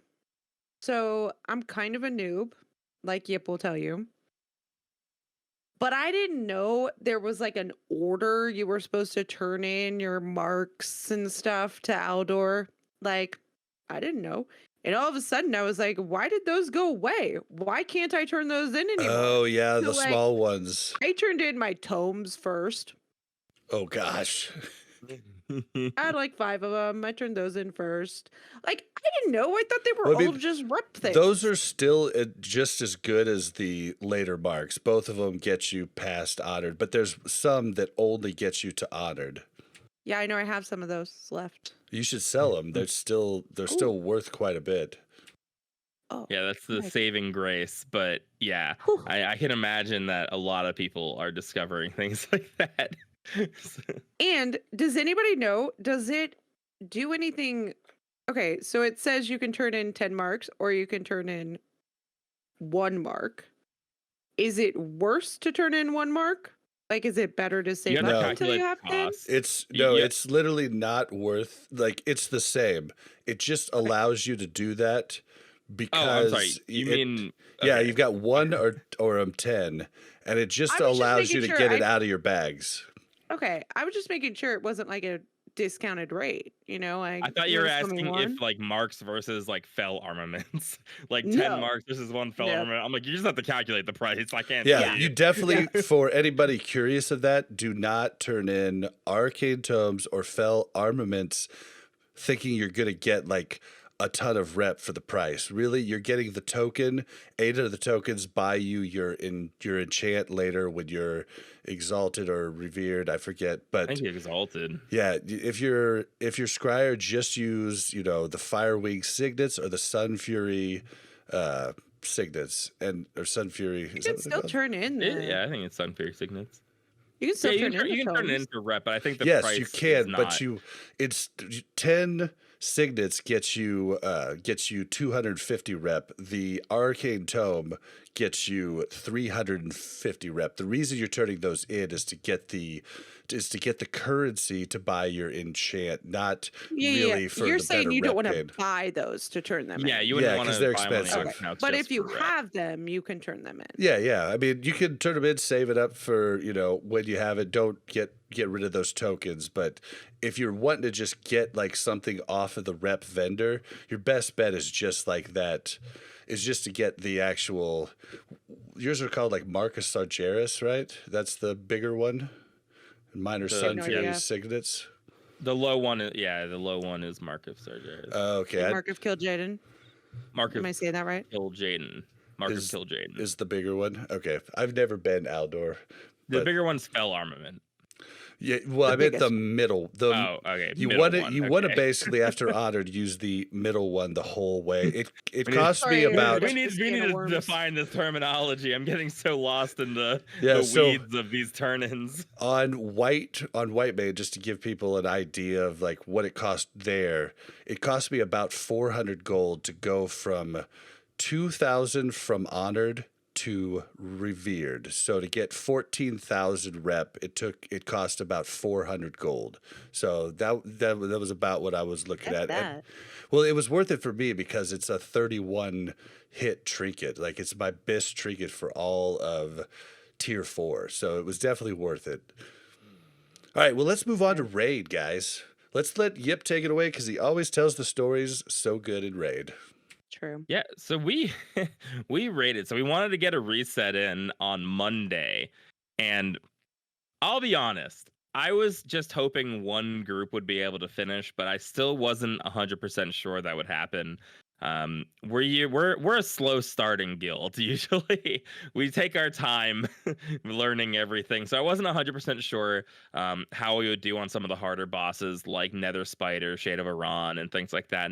And Prince is he can kill people pretty quickly, so we make 2 groups, which already is a problem because we've got 25 people or something like that who want to come, and we've got to narrow it down to 20, which it's something that is going to continually happen, unfortunately, because 10-man does not evenly come out to 25 people for the 25-man, so it's hard to hold a roster well with the 2 raids, so some people had to sit, unfortunately, but the Karas went pretty good, I think. I don't know how the other one went specifically, but ours was a blast. So I went in there as, I guess, the raid leader. I thought Harscare was going to be there to baby me in my first Karazhan.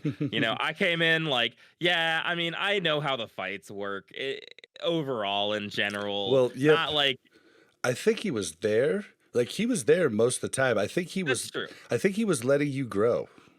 Yeah. He was letting me grow and watching and making fun of me. I streamed it in our and Harscar was moving between the 2 groups, kind of not backseat raid leading. I don't want to say it like that. He was just coming in to help people, and then he was giving advice based on what the other groups were doing, which was super useful. But He was the one that Yip was complaining about the prayer of mending, and he was like, "Yip, is your sound always this loud?"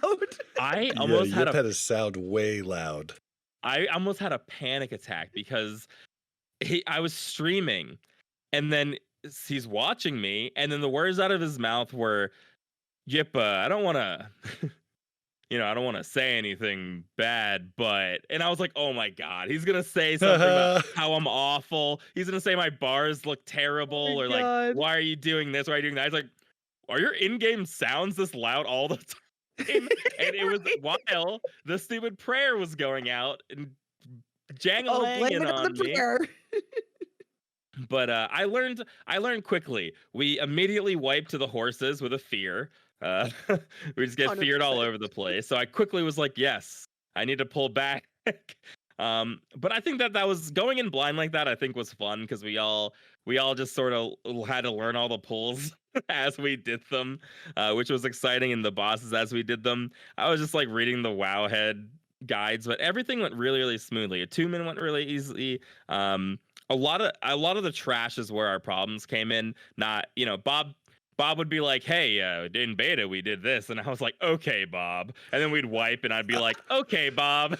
Okay, Bob. Yeah, I was trying not like because like I was trying to do the same thing. I was trying not to step on your toes because you were you haven't raid leaded a bunch, and I just wanted you to do it. So I'd be like, hey, I think maybe we should kite these, and then on the one boss Shade, I was like, you like finished everything. I was like, are you sure we shouldn't banish the elementals? And you're like, well, yeah, the guide says so. I was like, okay.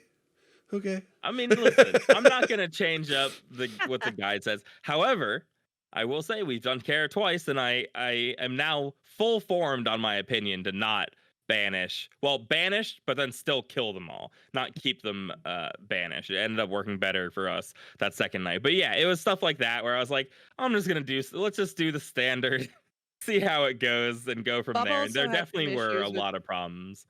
Yeah, Bob had some issues with maybe banishing things when he shouldn't have on accident. Oh, that Remember was these? that was Thursday though. We're not there yet because I've got Okay. I've got my own bitch to pitch about Yeah. all of that. But yeah, so I mean, our carry went really smoothly. It took longer than I was expecting. I thought maybe a slow run would be like 3.5 hours.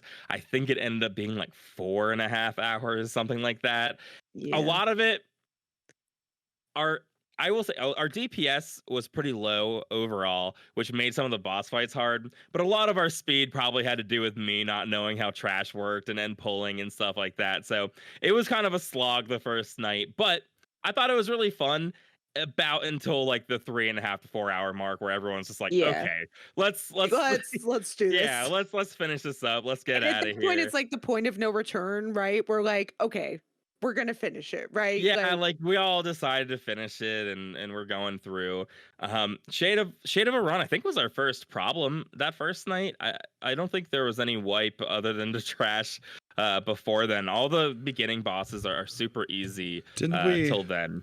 Didn't we? Oh, till then. Okay, yeah. Oh yeah, till Yeah. Shade. So like Yeah. when we were starting out, like that's when I first decided to just shut up because you were like giving the whole huntsman spiel and telling everybody. I was like, everybody just stand on the butt. It's literally all we have. Just stand on the butt. That's all we have to do. Just stand on the butt. Like I was like, it was so easy, but I was like, all right, I should just shut up and just let Yip do his thing, and I'll just chill. Well, I've got a new, especially because people have to pug well, they don't have to pug, but because there's going to be times where people have to sit. I found that nobody except the tanks knew how any of the bosses actually worked in classic vanilla in our guild. That was sort of like the end scene. Everyone knew their one job, but it seemed like no one actually knew what anything did.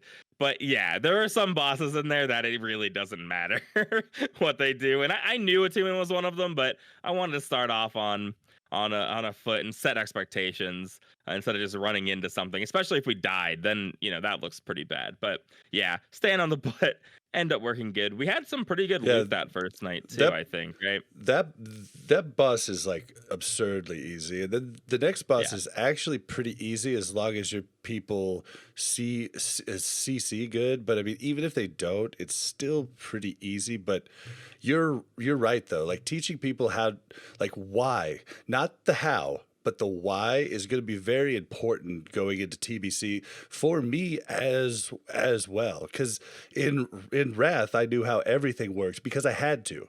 In Classic, I didn't because I didn't have to. Yeah, you did absolutely did not have to. Yeah, you know, so like, why waste that time when I could just be pumping deeps? You know what I mean? So, but it's going to be so important moving forward to actually know the why and not just the how. Oh, you're talking about loot though. Oh no, I was just saying in general. From the easy bosses and stuff, I picked up quite a few pieces that first night, which is making my life way easier. And so did I.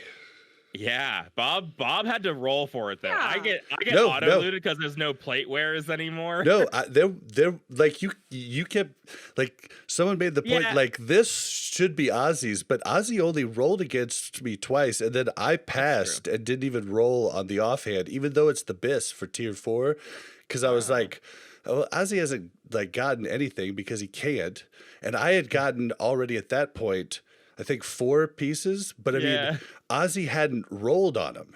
Like, that's true. I forgot that the rolling only happened at the end. It was just you won like 2 pieces for 3, and then you won a roll, and it was like Bob's taking it home today. I got 6 pieces.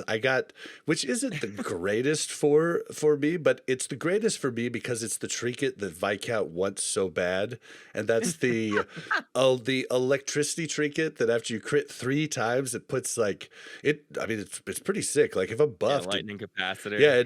It does like a 2.5k hit. If I'm unbuffed killing trash, like it like will just like nuke him for like 1500. It's a pretty nuts trinket, but it's not the greatest for locks. It'd be really good for a elemental shaman. Yeah, it's insane because the lightning bolts count as actual lightning bolts, I think, for shamans, and that's why it's like super good. But yeah, I mean, it wasn't. It's not just Viscount either. This is awful.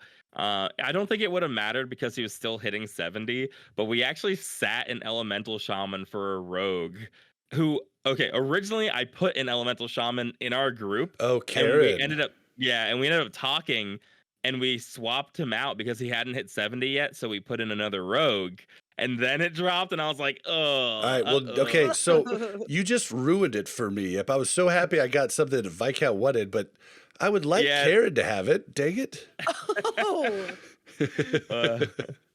No, I'm totally kidding. Totally kidding. It's Karen's fault. If you're only hitting 70 the day of the Karazhan, you can't get a guaranteed spot. But he got one the next night and had a blast. So I think it ended up working out. But Shade of a Run is mayhem, but it's not as crazy as I thought it was going to be.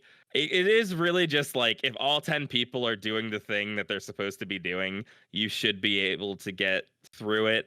There is some RNG involved, but the 2 times that we've done it so far, it seems mainly about getting people doing the right thing rather than just like what happened. Just a tidbit though. Well, first let me talk about this.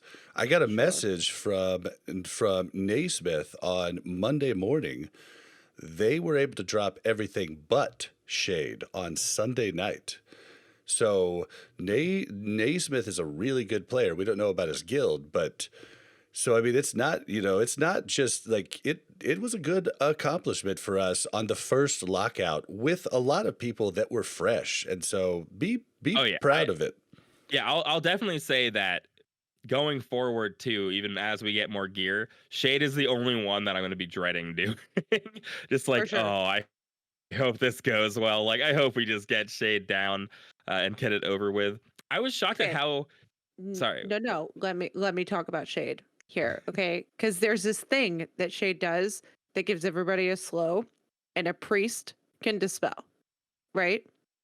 Yes, but you don't need to dispel. 10 people. No, I'm just saying there are 10 people in the raid, and my dispel is on a global cooldown, and I can seriously not dispel everybody. And I'm like, you guys, you can get there without my dispel. I will try to dispel as many people as I can as I am walking there without a dispel. Yes. Well, listen. Sometimes I jump around in different directions and I'll try to dispel you, Yip. Thank you. Yeah, I mean, prio on the tanks. Like, But there's no tank for Shade. I'm actually the most worthless person on that because I can't output any DPS at all anymore. I miss Fury Prot where I was at least somewhat competitive still. I'm just shield slamming. Could you at least dual wield to do a little bit more, maybe? I mean, maybe a little bit more, but defensive stance, you take less damage. So I went defensive with shield and shield slam, and if you're in defensive, in order to interrupt, you need a shield on. True. So it all sort of was like, this just makes sense.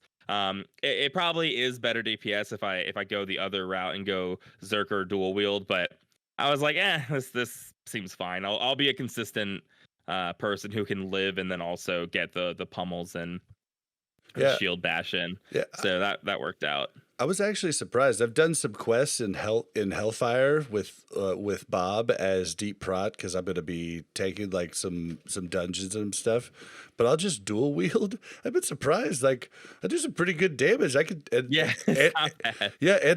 instead of like in Classic where I could only take on like one mob at a time and drink, I'm taking on like 4 or 5 things at one time and like.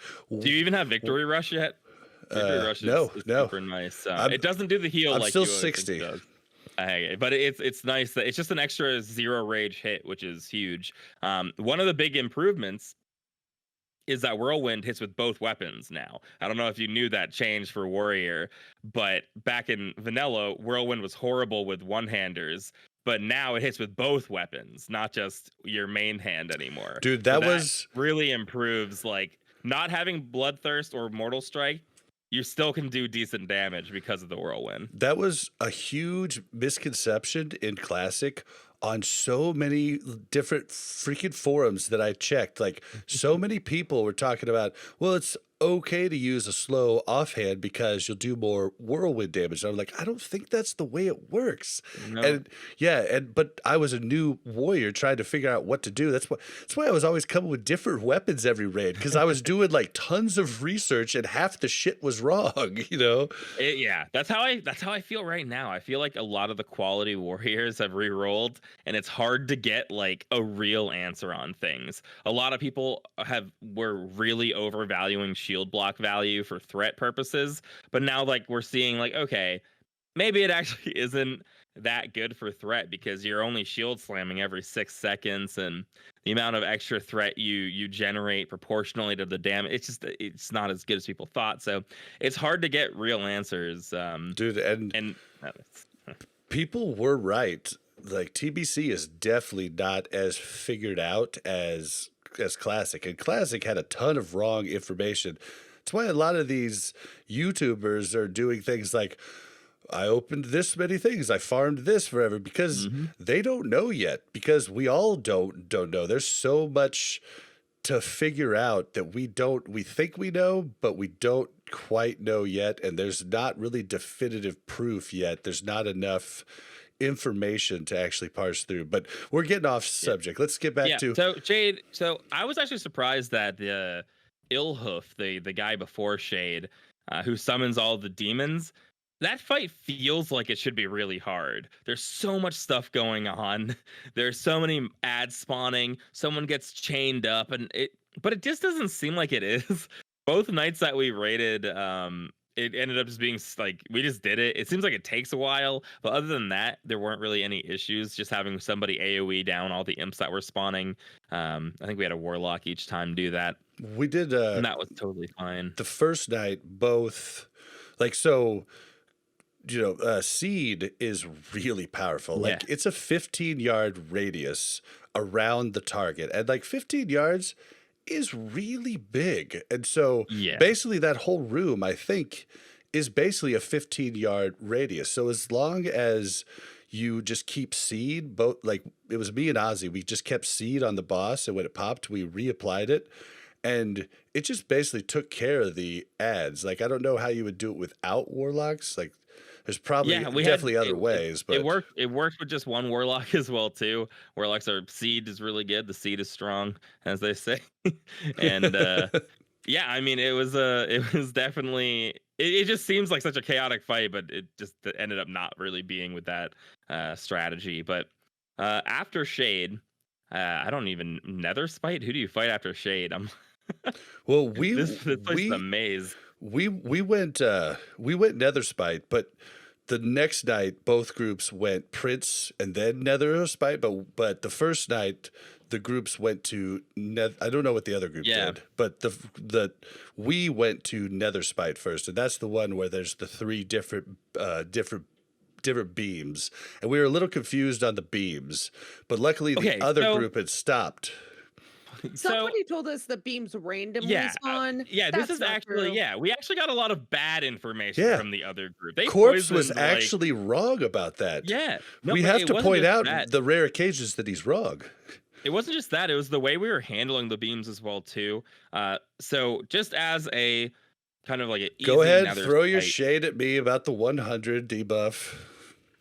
No, I'm not throwing shade. True. I'm just gonna say the way that we did it the second night ended up being way easier, and we had to adapt because the second night was really hard for us. We were struggling a little more the second night, and that's because we rotated a bunch of people. So just so everyone knows, we did Karazhan on Monday and we did it on Tuesday, and we wanted pretty much everyone to get some experience in Karazhan, so we had a massively different roster. Even the people who were there together, we kind of broke them up and put them in other groups so that we could get used to different tanks and things like that. So it was cool. We were able to complete. We basically had 4 groups that ran Karazhan that were different groups, under geared, and all of them completed, which was really, really exciting. But Nether Spite, we wiped a lot on Nether Spite on that second night. So the way that we ended up doing it that worked really well is absolutely pumping in phase 1 is huge. Just getting as much damage out as possible. If you're a tank, you don't have to stand in the red beam the whole time. Your health pool actually diminishes over time, which means you can get one shot eventually if you take too many stacks. So you can actually dance in and out. So you just have the tank swap. One tank will do Nether Spite on one phase, and then the next phase, a different tank will do the same thing, and then your debuffs will swap. The green beam works the same way. You have one person take it the entire time, and then the next time, one person takes it the entire time. We found out that this is really good on rogues because they're able to just spam their abilities because it lowers the cost of your abilities. So it was super good on rogues. But they were able to output a lot of damage. We also had a hunter do it. Whether or not that was optimal to do, it made it easy to do. The blue beam is where we messed up the most because on the first night we said take 100. They died. Then we said take 50, and even no, we didn't say that. I said that because I had forgot the amount that I'd done in beta, so I'm sorry about that. So the next thing we did was 50, and we still only had 2 people on it, which is just not. It just can't work that way because the debuff is just as long as the other debuff. So that was our biggest problem. So what we had to do was put 4 people on it, where 2 people take it for about 30 stacks until he banishes himself. And then the next time, the other 2 people each take it for about 30 stacks. That way, no one is taking some insane amount of damage or anything like that. Everyone was able to live. And it was a lot simpler that way. And it took a lot of trial and error to get there, but being able to down it, and we did it at the end of the night as opposed to earlier. So I'm sure everyone was really tired and ready to get out of there. So it was nice to be able to get down that way. But after Nether Spite, we the first time on chess, we failed. we failed our chess game. Do not feel bad. Josh Corbett failed when he played the King too. I know people like to meme, but I guarantee you the people that meme would screw up too the first time. Well, yeah, I mean, it was we just didn't attack the king, their king, fast enough, and all of our guys just died. So I think people just weren't on top of and me included, we just weren't doing enough damage. Here, I've now learned. Hold on though. Mel just said no, so that means Mel plays king next time. Say put your money where your mouth is. I am very comfortable with so then do not say no. Out of the way. Then do not say no. Just be quiet. And dying and watching from the outside. Listen, I can be this person. I'm a healer. Okay.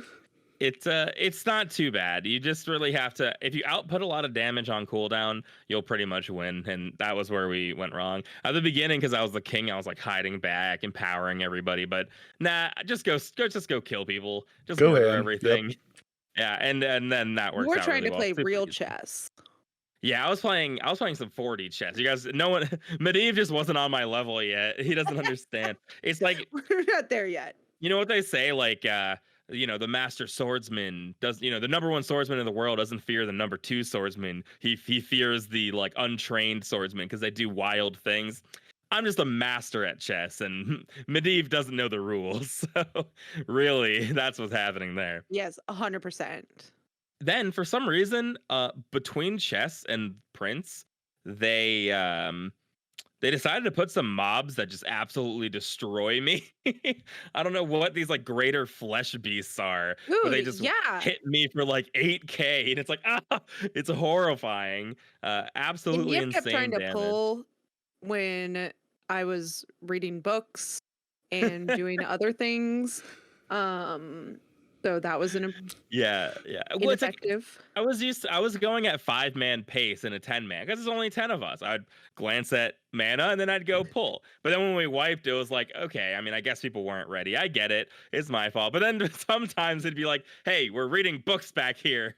We're in a library and we're reading books. They're at 100% mana. I'm just getting murdered.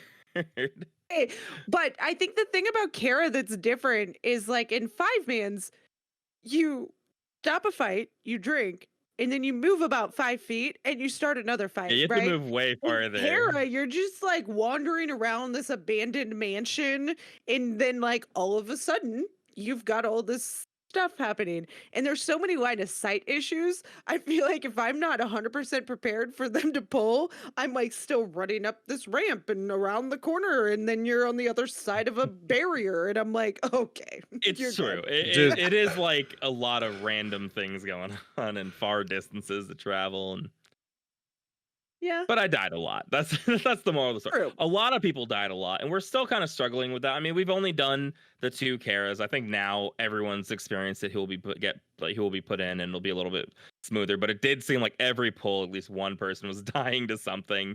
And there are the trash is like some of the scariest stuff in there.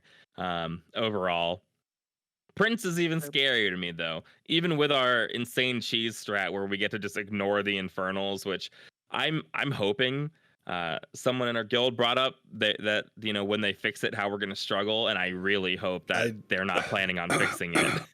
That's I thought you were gonna So- say, I hope they fix it. No, Yeah, no. so I don't think they're gonna fix it because it was there all through beta on Yeah. everybody's streams. It's the way we did it when we did the different beta runs. I don't think they're gonna fix it. Yeah, so basically you just hold Prince in the front, like as you enter, just on the right, and everyone's able to stand in a position where they don't get killed by the Shadow Nova after they get infernaled, and infernals won't come down right there to finish you off or anything like that. So everything went pretty smoothly. I'm trying to think. We maybe wiped once on the first night. Just to me getting crushinged. So the biggest problem is here's 'cause kind I of think the I was trying to do the slow heal, right? So the problem for healers in that situation was mana conservation, right? So as a priest, can't flash heal the entire fight because I will run out of mana very quickly. Even though Yip seems to think I have infinite mana. which you do. I've done a dungeon with you and you're a full mana the whole time. That is very true. I'm- Dungeons, she's Very good at conserving mana. but in a but 10-man she usually has to doesn't- carry. No, it just usually I'm doesn't just hit kidding. somebody for 8k at a time in a dungeon in True. a Yeah. 5-man, right? And so I think that was the problem is I didn't realize that it was going to hit that hard. And so I was trying to do a greater heal like rank 2, and it was like 3/4 of the way through and down goes Yip. And at Yeah. that point, like 3/4 of the way through, like I could cancel and do a flash heal, but it's really probably more time. So Okay. I just have to let it. What? Oh, you just brought up how is down ranking because it was supposed to be nerfed. Like how is it now? It is nerfed, but there is still some benefit to it, as far as I know. I mean, Yeah, no, I'm not it the is. expert. No, I think they're down. There's just less down ranking that you do. There's Yeah, you don't like, I need don't to have have like 8 of every. 6 Yeah, Yeah. yeah. Like I Um, have rank heal, greater heal rank 2, and then I have greater heal max rank.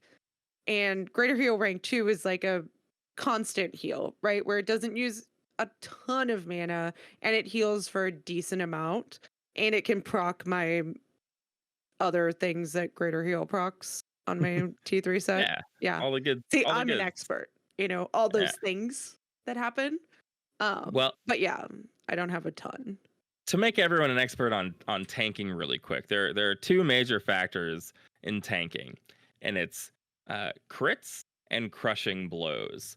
Now, critting hurts a lot, but it's really not like something you want to be crit immune, but it's crush immune that matters a lot, because crushing blows happen all of the time. And warriors never have to worry about crushing blows, because basically the way that you don't get crushing blowed is you have to have so many a percentage chance of other things happening so much that crushing blow just isn't on the table. So the way that all attacks work in WoW, it's basically like D&D, where you roll the die, and depending on how many options you have, it's going to land on one of those. And if you have so many other options like dodging or parrying at a certain percent, then it's just impossible for you to be crushing blowed. So the way that warriors do this is blocking. You can't block something Shield and block. get crushed. So yeah, so you have your shield block, which gives you a 75% chance to block on top of your other ways that you don't get hit. So it's you're naked with a shield. You are crush immune. And that's 75% on top of We your should try regular that. block, which is probably like 20%. Exactly. So it's basically 95%. Yeah, and then you have your dodge and your parry, and so there's all these other things that can happen. The problem is shield block only guarantees that for 2 hits, and Prince dual wields in phase 2 with Wind Fury, where he will sometimes just hit you 3 times, rip off all of your shield blocks, and then crush you for like 10,000 damage. And that will just kill you sometimes. I think the first night I was walking in with like 12,000 health, and he can just hit me for 10,000 up to like 11,000, not including the other hits he does prior. So even if you don't get shield blocked, he still will go like 5k 5k 5k, Right. and then crushing you for 10k, and it's just like, You know what? whoa. You know what my Okay. favorite thing as a healer is when I'll like cast a greater heal, and all of a sudden they'll go down, and then it'll go off, and it'll heal you for like the full amount. And it's like this most satisfying thing, and they're like epic heals, and I'm like, that was so lucky. Yeah. So lucky. Yeah, like it was Not just landing planned at out the at same all. time. But yeah, I'm gonna take the credit for that one. Yeah, so that's the biggest problem with Prince, is that he can just combo you out as a warrior, which is pretty unfortunate. So that happened the first night, happened a couple times on the second night to me, I think, as well as some like other deaths were going on, which was So the unfortunate. first night we had 3 healers. The second night we Yeah. only had 2, Big difference. which was different. But I think had we have made up for that on DPS, I think our DPS were still trying to figure out the dungeon, because a lot of them were new. But I think 2 healers is enough if everybody can like make up for that and kill things Yeah. faster. And the faster you can get out of that phase. He only does that from 60 to 30% health. So if we can heroism, I can shield wall, and we just get through that phase as quickly as possible. That's also really good. But it's definitely too healable. I was pretty worried that starting out it would be too hard to 2 heal, but we've got some really good healers and really geared healers, so that worked out on the other nights as well too. And the other Like raid Mel. had 2 the first night. Like Mel. Like Mel. Mel's got gear. I just wanted to hear him say it. Oh, okay. I see what you did there. Yep, I see what you did there. What? Ah. So did you want to finish that up, or are No. we ready to move to Thursday? No, we killed Prince. It was Alright. cool. We killed Prince. We did it. So Woo! real quick, before we move to Thursday night, I wanted to hit on something just in case any guildies are listening. So Tuesday raids were very different. They were the same tanks, basically the same heals, because they have to be there. I want to shout out to the DPS that got benched, me included, and I want to Shout out to tell you, myself. it it was just because the leadership of the guild wanted everybody in. It wasn't because they wanted a better run. The I think only 4 DPS that had went in both groups, like both groups combined, went to the second night, and it's just because we have to do that, and we didn't have the tanks yet. And so I hope nobody feels bad, because I mean, it's just kind of the way it's gonna be right And now. we also sat people. We sat people for an interesting reason. I don't know if you pieced this together, but we actually sat the people who got the most gear in the first Karazhan. Oh, which yeah. is counterintuitive to like progression rating, but we wanted, you've got the gear, you're able to go do heroics. Not a lot of classes have like, not all of their bis comes from Karazhan. Most classes only have a couple of pieces in Karazhan. So, you had like, we have an amazing rogue Cassimo who got 2 weapons, and it's like, all right, great, you can go do heroics now. Yeah. You've got these weapons. Go Mel, get some other gear. What did I say to you before the roster came out about me getting sad? I said, He goes, well, I got 6 pieces. It's probably a good excuse to sit me. Yeah, exactly. I mean that's really what it came down to, is getting out as much gear as possible to people, because it's not like vanilla anymore, where the only way to get gear is in raid. You have heroics to do. Normal dungeons have a lot of really great gear in them as well too. And then there's badge gear to go get as well. And there's crafted gear. If I was a DPS, if I got sat, I'd be like, I get to work on my other things now. Well, Dude, I can even go- told Yip, I was like, if you don't need a heal, I could do my tailoring and quest with Bob. Just yeah, saying. and Mel was cool with that, but I did really want to go. Don't get me wrong. I Oh, yeah, wasn't. of course. I wasn't excited about this. I was bummed, but I just want to say I understood, and I think you guys should too. I really don't know how the other people that got sat feel, but I know that I felt bad, but I understood. I hope they understand too, and that's really all I wanted to say. Like it was actually worse for me, because I was sitting in here watching.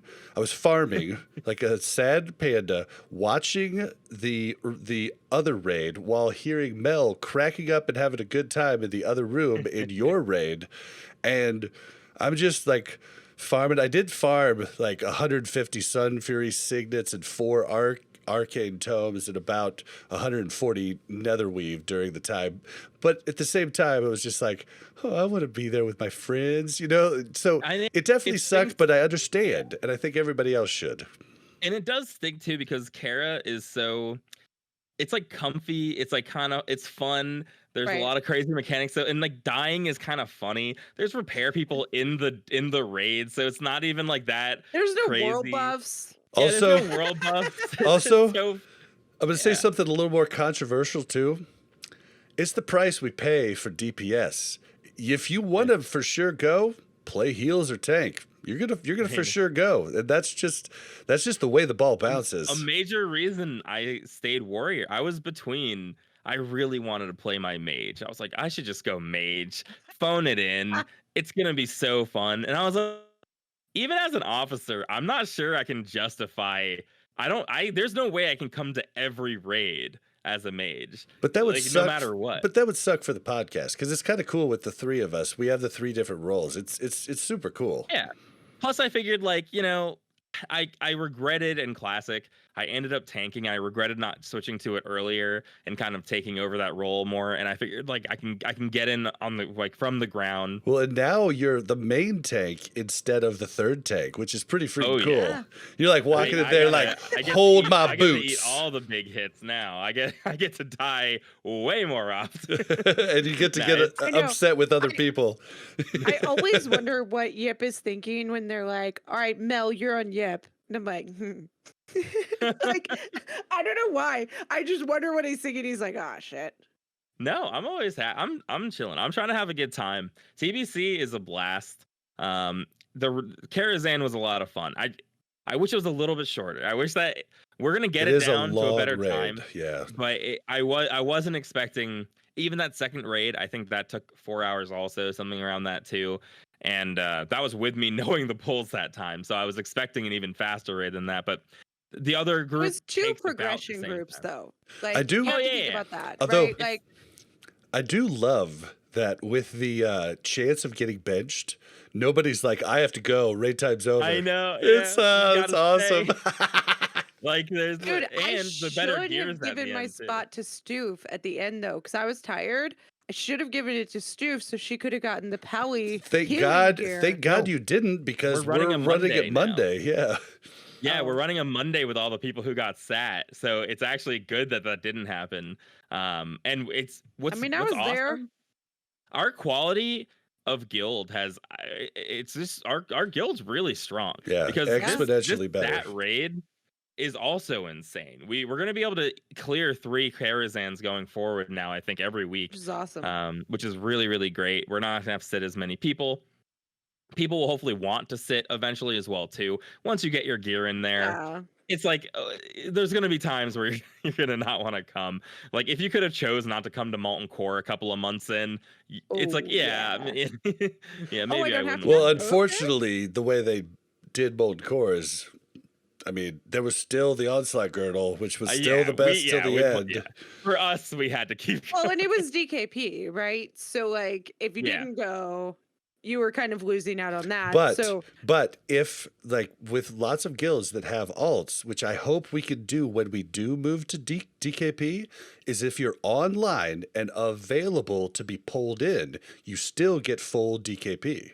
that's what I did in original vanilla. Yeah, that's how we'll have it. So even if you're benched or whatever, I think we're still going to be giving out DKP and stuff like that But because you it'd have to be online and available. right. Yeah, you would have to Definitely, be you have to be And- there and ready. And as we saw, and as we go into talk about the 25 bans, a good reason for that too is sometimes, especially on challenging bosses, switching up a couple of raiders for a specific boss can be really Definitely. useful. So yeah, why don't you move us right into Thursday night, which actually went way better than I was expecting. Yeah, my goal was one boss. It was just killing the ogre bosses before Groll. That was my only goal going in. And we had a really strong 25 man. We have our one mage that exists on the entire server in our in our group. So that was great. And the first boss went pretty well. There's a lot going on when you look at the bosses as a whole because there's just so many bosses. A bunch of different people are tanking. We've got a boomkin who's tanking. You've got a mage who's tanking. Bob has to enslave a fell hunter in tank. All this I nonsense. feel like is in going all on. these people were not prepared except for a mage. Like they were like, wait, Yeah. what of it? What? That is correct because I don't think we talked to anybody but the mage. But the nice thing is that all of those roles individually, your actual role is pretty simple on the boss. So like the mage just has to worry about the one thing. The mage is probably the scariest part, but like the boomkin just has to attack the boss. Bob, you had to do the warlock part. Yeah. You want to talk about the warlock part? Because I don't even know. I can't see anything but the big boss. So I was like, I hope everything's going well out there. So Harskar nonchalantly says, "Hey Bob, will you go ahead and enslave the demon from so and so and tank him?" And I was like, "Oh, yeah, I could do that." As I'm asking him questions, I'm pulling in enslave and finding a spot on my bars to put it, and I'm just like, I don't use enslave ever. You know, like I've used it as like a joke sometimes, like in Blasted Lands to like cheese some of those demons to get the eye, but just like, okay, all right, cool. And then I'm like, well, should I be attacking the other targets while I'm doing this? Little did I know, this is a very short time you have to do it. So I thought I was going to be doing it for like 3 minutes, but no, it's literally like 30 to 40 seconds that you have to do it. And I'm just like, so and then the first pull we do, that freaking demon goes down fast. And I'm like health funneling it. I'm like, okay, it's down.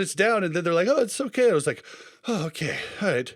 And then the second time we go in and try it, I freaking banish on accident instead of enslave, because I'm not used to using really either of those buttons because I haven't really raided on the lock. Like much at all. And so I'm just like, oh, and I banish, and I'm just sitting there like, oh my god, I just screwed up this Yeah, entire because you poll. can't cancel banish. Yeah, well, right? and Corpse comes in like freaking Superman and takes him. Instead of my banished pet, I'm sitting there like, the guy that screwed up, standing there by the banished pet, waiting to take control of him. And then the banish doesn't end, but he brings out another one, and I'm like, and then the banish goes out, and then there's two of them. I'm like, which one do I guess I'll take this one. And it took the one closest to the raid, and then it was a wipe, but it took me a second. But now I think I'm probably going to get that job every time, but now I have it down, so should be fine. I think that's so funny though. Like that's how I want raids to go, because Right? I just feel like classic, it was so like vanilla is just so simple. There weren't enough like things to do. But now it's like, oh, everyone has to learn something. Like Well, everyone has yeah, a role and to it was play, like, and you can see yourself getting better. and it was simple enough that it was really annoying if people did it wrong. And you had the world buff thing, which made it super annoying Yeah. because it was like, okay, now we're dead. Great. You're not allowed to die. You're playing hardcore mode. Yeah, right? Like nobody wants to do that. Come Yeah. on. Okay. It was. I'll have to say though, it was definitely more fun, and so yeah. So we got that one down pretty quick. Actually, Yeah. I think we wiped on that one more than we did on maybe Yeah. another one. I think we wiped on that one 3 or 4 times. Yeah, I think 3 or 4 times, and I was dying a few times. I was having trouble. These bosses just hit so hard. Like I just don't even. They just hit It's hard. like There's you're just nothing I actually a can do. tank. I know. But I think we also failed to designate healers enough in the different rooms, right? Yeah, You guys because we don't do know really until we need a do a heal couple officer. polls. It's Yeah. like, so we had one healer on Yip and one healer on our Moonkin and one healer on Corpse, right? But then there's like 4 other healers that are probably just over healing a lot, right? Yeah, And if we could just focus, I think it Yeah, would the help. biggest problem that I'm seeing is that tank damage is very, very spiky, where it's like, Mhm. oh, one healer is fine, but then all of a sudden it's back-to-back 7k hits. Yeah. And it's like, whoa, oh, like, I'll keep Yip up, and it's like someone's already launching a heal on somebody else. So like you really do need to have the designated people who are very focused on tanks. And even if you had one that was focused on the tank and one that was focused on the tank and would off heal like the raid members around the tank, but knew like their focus was the tank, right? Like I think that would be fine. Yeah. But And like people would Question. get hit by whirlwind, and then that would take off people from healing me. But now I'm getting hit for 8k. But yeah, those high number hits are just unlike anything else, and it's fun because I can be like, oh, I actually need to switch out gear for this. Like maybe I need this on. I have a trinket that is basically like a mini stone shield potion. So I'm able to like stone shield. I guess it's not, what is it? Iron bark potion. I forget what the new one is. I'm cheap, so I was stone shielding. But it's only a 500 armor difference, okay? And then I got this trinket that does like a 1500 one, and I'm like, this is good to put on for this because I don't need any threat because I'm just sitting there on the boss until the end. But then we move on to Gruul. In Gruul, I was like, here we go. Like getting this down would be really sick. And I was like, but people are gonna mess it up a lot. That's how I felt. People are gonna mess it up a lot. We go to hit range 16 or range 15, and it doesn't even work. Everyone's DBM is broken. So I'm like, here we go. This isn't gonna work. But well, okay, range 18 would come up automatically with DBM. yeah, range. Right, but and you could go in. Is like I'm in range of 6 people, but I don't actually know. Yeah, but you if I'm in range. So like you could go in and you could click that off in DBM, but I did that and still was unable. Like I got the range 15 to come up before the fight started, but as soon as the fight started, it popped right back in. So it's a bug in DBM that's you just can't turn off. But at the same time, it got easier with each time we tried it. The only problem was on the last time, I was one of the like 3 DPS that was by the tank, and I was running diagonally because I was trying to get away from the other Yeah. DPS, and Yip did his total like tank freak out thing. We're like, guys, did. if you're close to me, just kill a freaking DPS. Like, just don't kill me. So I could have ran directly away from Yip instead of at a diagonal angle, which would have been better. The only reason I did that is because our other tank was already dead, and he was at like No, 10% but- health. Yeah, but And I was like, it makes sense. please, I know. Yeah, I I was mean, like, when you please said don't it, I let was this like, oh, happen. okay, yeah, you know. Yeah, I mean, that was the thing is like I saw it's because I couldn't see everybody, but I saw another melee run out of my range, and I think he saw that he ran into someone else's, and then ran back into my range. Oh, see, I And I didn't was do like, that. Yeah, I didn't do that. Yeah, but I already had 2 other people, and I didn't know where to go. And then someone ran out and back in, and I was like, no, kill the other person. But yeah, I mean, it's stressful when Grohl hits really hard. I think it was the crushings were 10k, which is just like that's a lot of damage.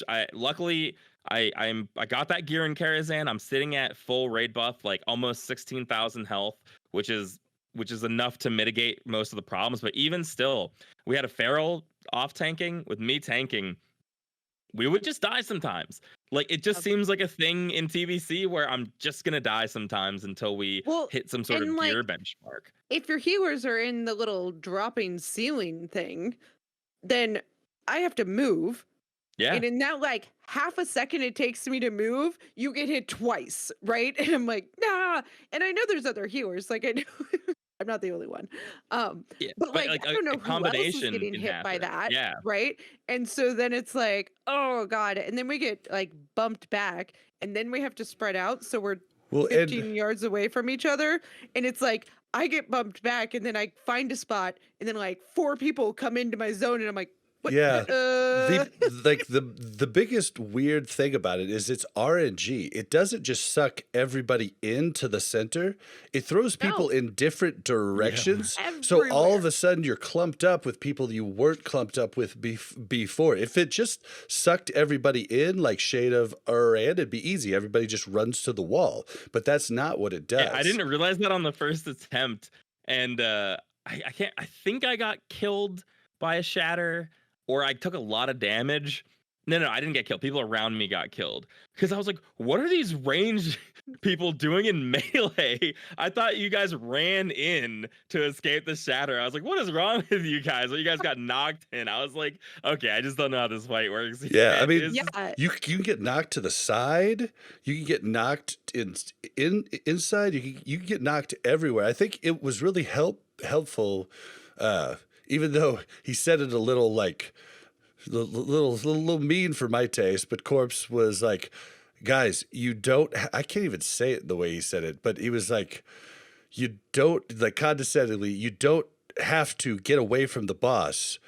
You just have to get away from other people. And I was like, oh, I didn't realize that. I thought I was trying to get away from that little center area. So, I mean, it was helpful to like actually know that. And I had watched guides, but like the guides just don't. I mean, they give you the basics, they really don't. But I mean, they just really don't give you everything that you need. No. And I think our guild is a very like, gotta see it, gotta do it, gotta die to it. Yeah. And we got it. Which is fun. It is fun. But I think my favorite was... Well, we kicked its butt because Asmongold tried to do it for like 6 hours and failed. Oh, God. So it was like our 3rd attempt, maybe our 2nd. And like half the people had died. And then we were all spreading out, right? And we were all like, you guys were doing really great at this spreading out thing. And then we were like, half the people are dead. People too. Yeah. So maybe we're not doing as great, but still keep it going. Yeah, I know. I was in that boat where I was like, we're really getting this down. And I was like, we have so much more room to spread now though. So it's a big difference. Well, and with all this room too, shamans brought a lot of fun and a lot of good utility, but they also brought a lot of positioning quandaries that like we didn't like in Classic, it probably wasn't a big deal. Most of the stuff you're standing in one spot, but we're all over the place. And I'm like, well, I want to be close to Viscount though. He's got all my totems. I want to be close to Viscount. Come here, buddy. You know, and I'm just like, Only paladins had to think about it, and they had to think about it for getting in range of the tank. I never had to be like, where's the paladin? I need to get closer to the paladin. It was like the paladin just needs to be within range for me to get Devo Aura, and that's that. And you know, paladins already got the short end of the stick with their 5-minute buffs and stuff. Just get over here, paladin. You're a living totem. But now it's like, wait a minute. My Wind Fury totem partner is on the other side of this map. Like this is not gonna work. Yeah, this literally isn't gonna work. So I think min-maxing, there's a lot more interesting things that need to be done, and maybe Horde had to do this before, but I still don't even think so because mechanics didn't require that much movement. Yeah, but now it's like everyone's all over the place. But it's going to be neat. That's all I got to say. I mentioned very briefly, I didn't want to go into it because I didn't want people to blame me too hard, but we wiped once on Gruul, and I said I died. I was like, oh, I died. And I was like, oh, it was my fault too. And I just didn't go into detail. Is because after the shatter, I didn't immediately hit shield block, and I got crushinged and just killed immediately. And I was like, that was my fault. But like, what do you want from me? Like, I'm not perfect. I think Yip's response in raid was like, yeah. I know how to not let that happen again. Yeah, I know how to let that happen again. I don't want to go into detail right now. I got it. That's usually just for Corpse though, because Corpse will like, if Corpse knows what I do, right, like he'll know that I did something stupid or like it's not. It's just like I'm not used to this level of like you can just get globaled by bosses now. Right? And we used to wear leather to bosses. It's fun. It is fun. I don't know, I like it. It's hard. And the fact that you don't have to worry about dying. Yeah, you have to pop consumes, but if you're flasked, it's your death, and it's fun to like progress. Okay, and we there went isn't from a good flask for me, and that's sad. Yeah, I'm using these really cheap consumes that basically equal a flask. So I'm just popping them a bunch as I die. But it was fun to go from like, oh, that was tough to, okay, I think we can do this. And then, hey, we did that. Like, we did it. I don't know if we can do it again, but we did it. Oh, Gruul went down. Yeah, I think for sure we can. Gruul went down. I know we can do it again. I'm just saying, I don't think next time we'll go in and like one shot it and be like, yeah. Like fun. things can still go wrong. Yeah. So we're not going to be so over the hump yet. It's not in maintenance yet. So right. So I went into the night a little more ambitious than Yip. Elizabeth earlier in the day said, Bob, we're gonna drop everything tonight. I said, I think we're gonna drop Gruul. I don't think we have a chance in hell we're gonna drop Mag Theridon. Like hardly anybody dropped it in beta. They gave up. It was a shit show. It was rough. I mean, but pugging 25 people, pretty hard. But Gruul went down a lot in beta, and I was like, I think we could do Gruul, and I was definitely right there.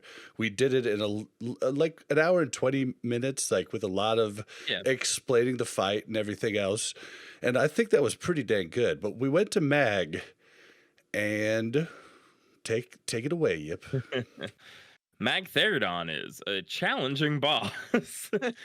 So, you've got the ads at first, and I'm sure we didn't wipe, but we had a few deaths just on the ads because they're tough. Yeah. Corpse needs to like explain everything at the beginning because I feel like he gets mad about stuff I don't know about. He'll be like, stack them, you he definitely idiot. And I'm like, okay, all right. Hey, I didn't know a stack. I'm sorry. All right. All you gotta do is tell me so I can be better the next time. I maybe I will for SSC because we're gonna have so much tier 5. There's just so much raiding to do that maybe I'll need to look up what trash does. But I like looking up what bosses do, and then I'm just like, hey, let's just see what's up with trash. Let's see what's going on. Yeah. Because I kind of like that element of like, oh, they're casting something. Can I interrupt it? Can I stun it? Like, let's try it out. So the trash really wasn't too bad though. Once you just stack it and kill it and interrupt. And then we get to Mag Theridon, and I don't even know where to begin. There are 5 channelers. and we marked them, and we had a pretty set strategy. Harscare came, our guild leader and raid leader came with a really set strategy of who was going to be our clickers, who was going to tank this skull, this X, how it's going to go down. Dude, We he had to came with a change whole that. he came with a whole written up thing, and like immediately everybody's like, well, can we change this? Can we change Your own this? It's like, opinion. guys, just let us try it once, and then we'll try Yeah, like let's something see what else. happens, and then we'll figure it Yeah. out. But we did have to do some changes. But I also think that Harscare did a lot of research, and I think a lot of it was based on groups that had a lot more casters, right? And I think we had a lot more melee than maybe was recommended. Yeah, they mainly have a lot of running around to do Yeah. if you're gonna like optimize DPS, and it's a big problem. But like with that fight, you really have to like be on top of everything. And if you can't just like change the plan on the fly. You need to every pull, you need to know what the plan is, or you're gonna wipe. So you have to kill Yeah. these channelers. They heal themselves and they cast a shadow bolt volley. But as each one dies, they get stronger and stronger. So at the beginning, I was tanking 2, but then we would kill 1, and I was like, "Whoa, this is getting like a lot of damage." And then we'd kill 2, and I'm just down immediately for the same problem. Because if I have 2 things on me, my shield block won't be up the same time. And these are just normal mobs. I guess they're part of the boss fight, but they're just like some mages, and they were hitting me They're for just 7K, mages. crushing me for 9K, and I was like, yo, everything just hits me so hard. It's Dude, I was healing you, and I unbelievable. was like, in the same thing on Corpse when I was healing Corpse in that fight, and I was like, max rank flash heal on spam, and it was like, zzz, zzz, zzz, dead, and I'm like, no, like, Yeah, it was absolutely nuts. And yeah, I mean, our ferals were dying 100% of the time. I don't think yeah. even on our good pulls, um, our feral would just die, and I that probably has to do with the fact that they can't be uncrushable, and the crushings were hitting for a lot. And as they kind of increase in strength, everything gets kind of crazy. So I think Phase 1 was really tough with the channelers. We had to change our strategy around a lot. We had to try to optimize DPS, and I was dragging things around to get our rogues to be able to cleave. So it was really tough.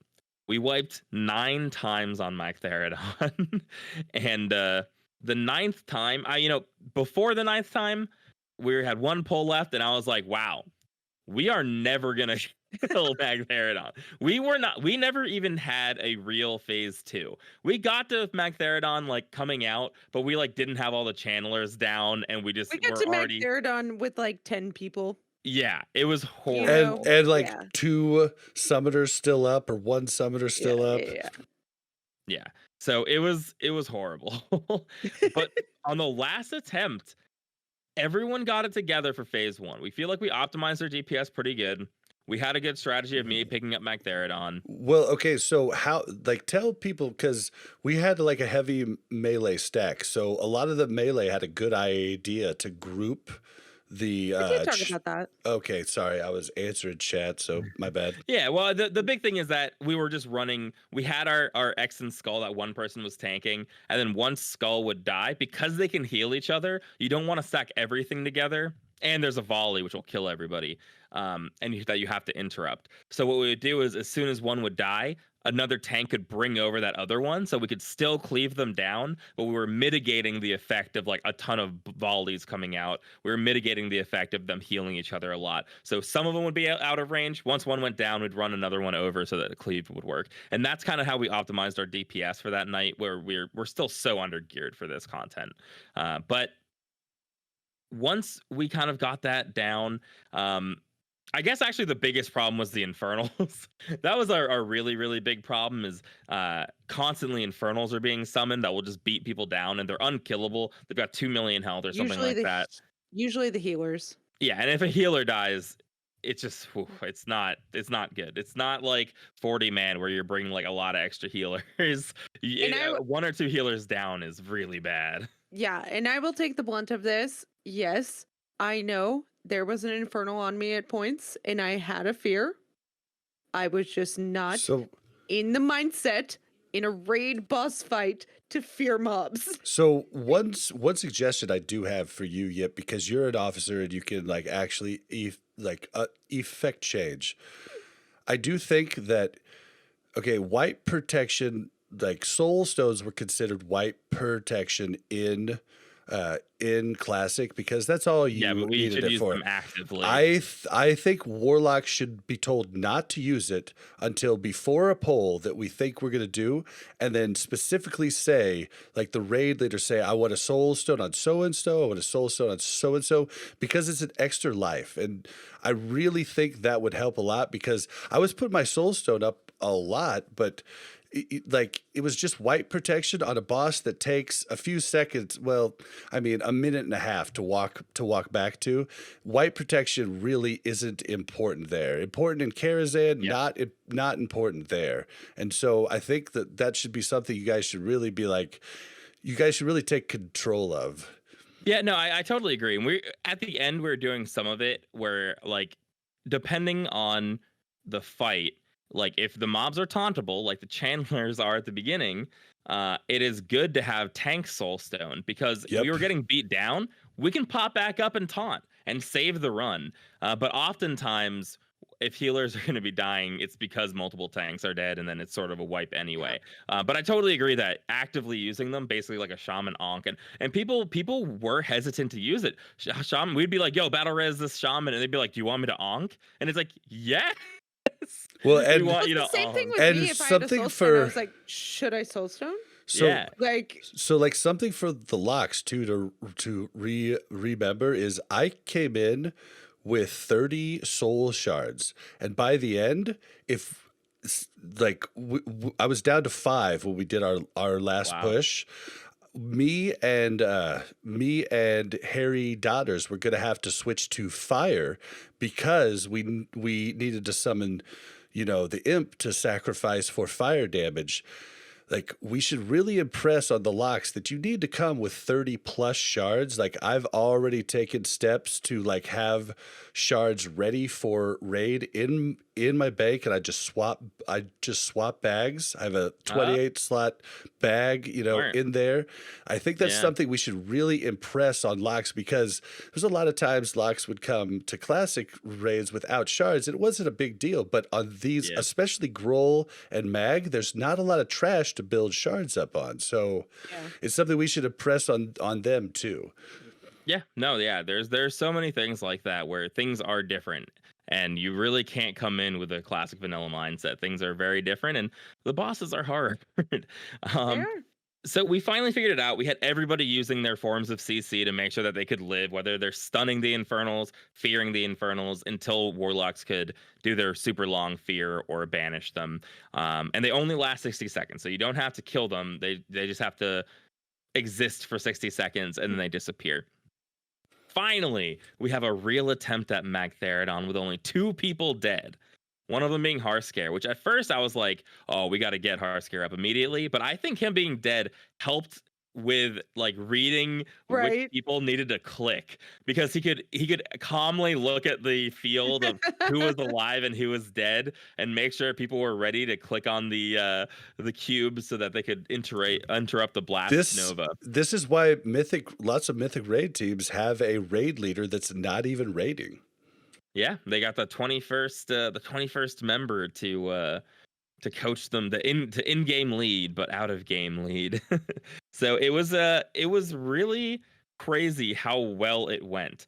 I've just been underestimating our guild this entire time, I guess, because I was like, who cares if we get past this insanely hard phase 1? We are not gonna be able to interrupt these blast novas. Like, we barely. Harscare like read out a list out loud of who was doing it, and I was like, "There's 0 chance No we're way. interrupting blast novas." Hey, look at that! Bob has it written down on a piece of paper. Triangle, 3rd, south of room. That's good. So he had that written down, ready to You're go. muted. Yeah, Bob. because because Triangle was going to be gone at that point. So I was like, I need to remember south of Room. So I wrote down everything I needed to know for that. So I was just listed for third. It was the first time it got to me too there.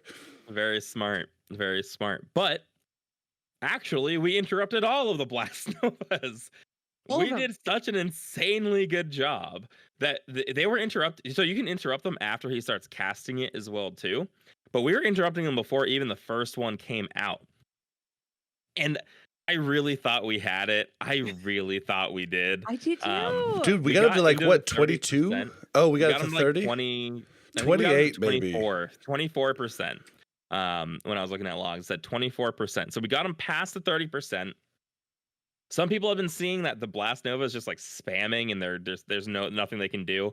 What we heard about and did is that let a Blast Nova go off at like 35% and then push him into the 30% where he goes into phase 3. And that is supposedly how you can prevent that like infinitely chaining Blast Nova where you need like 1 million people clicking and everyone has to have a click rotation. That seemingly worked.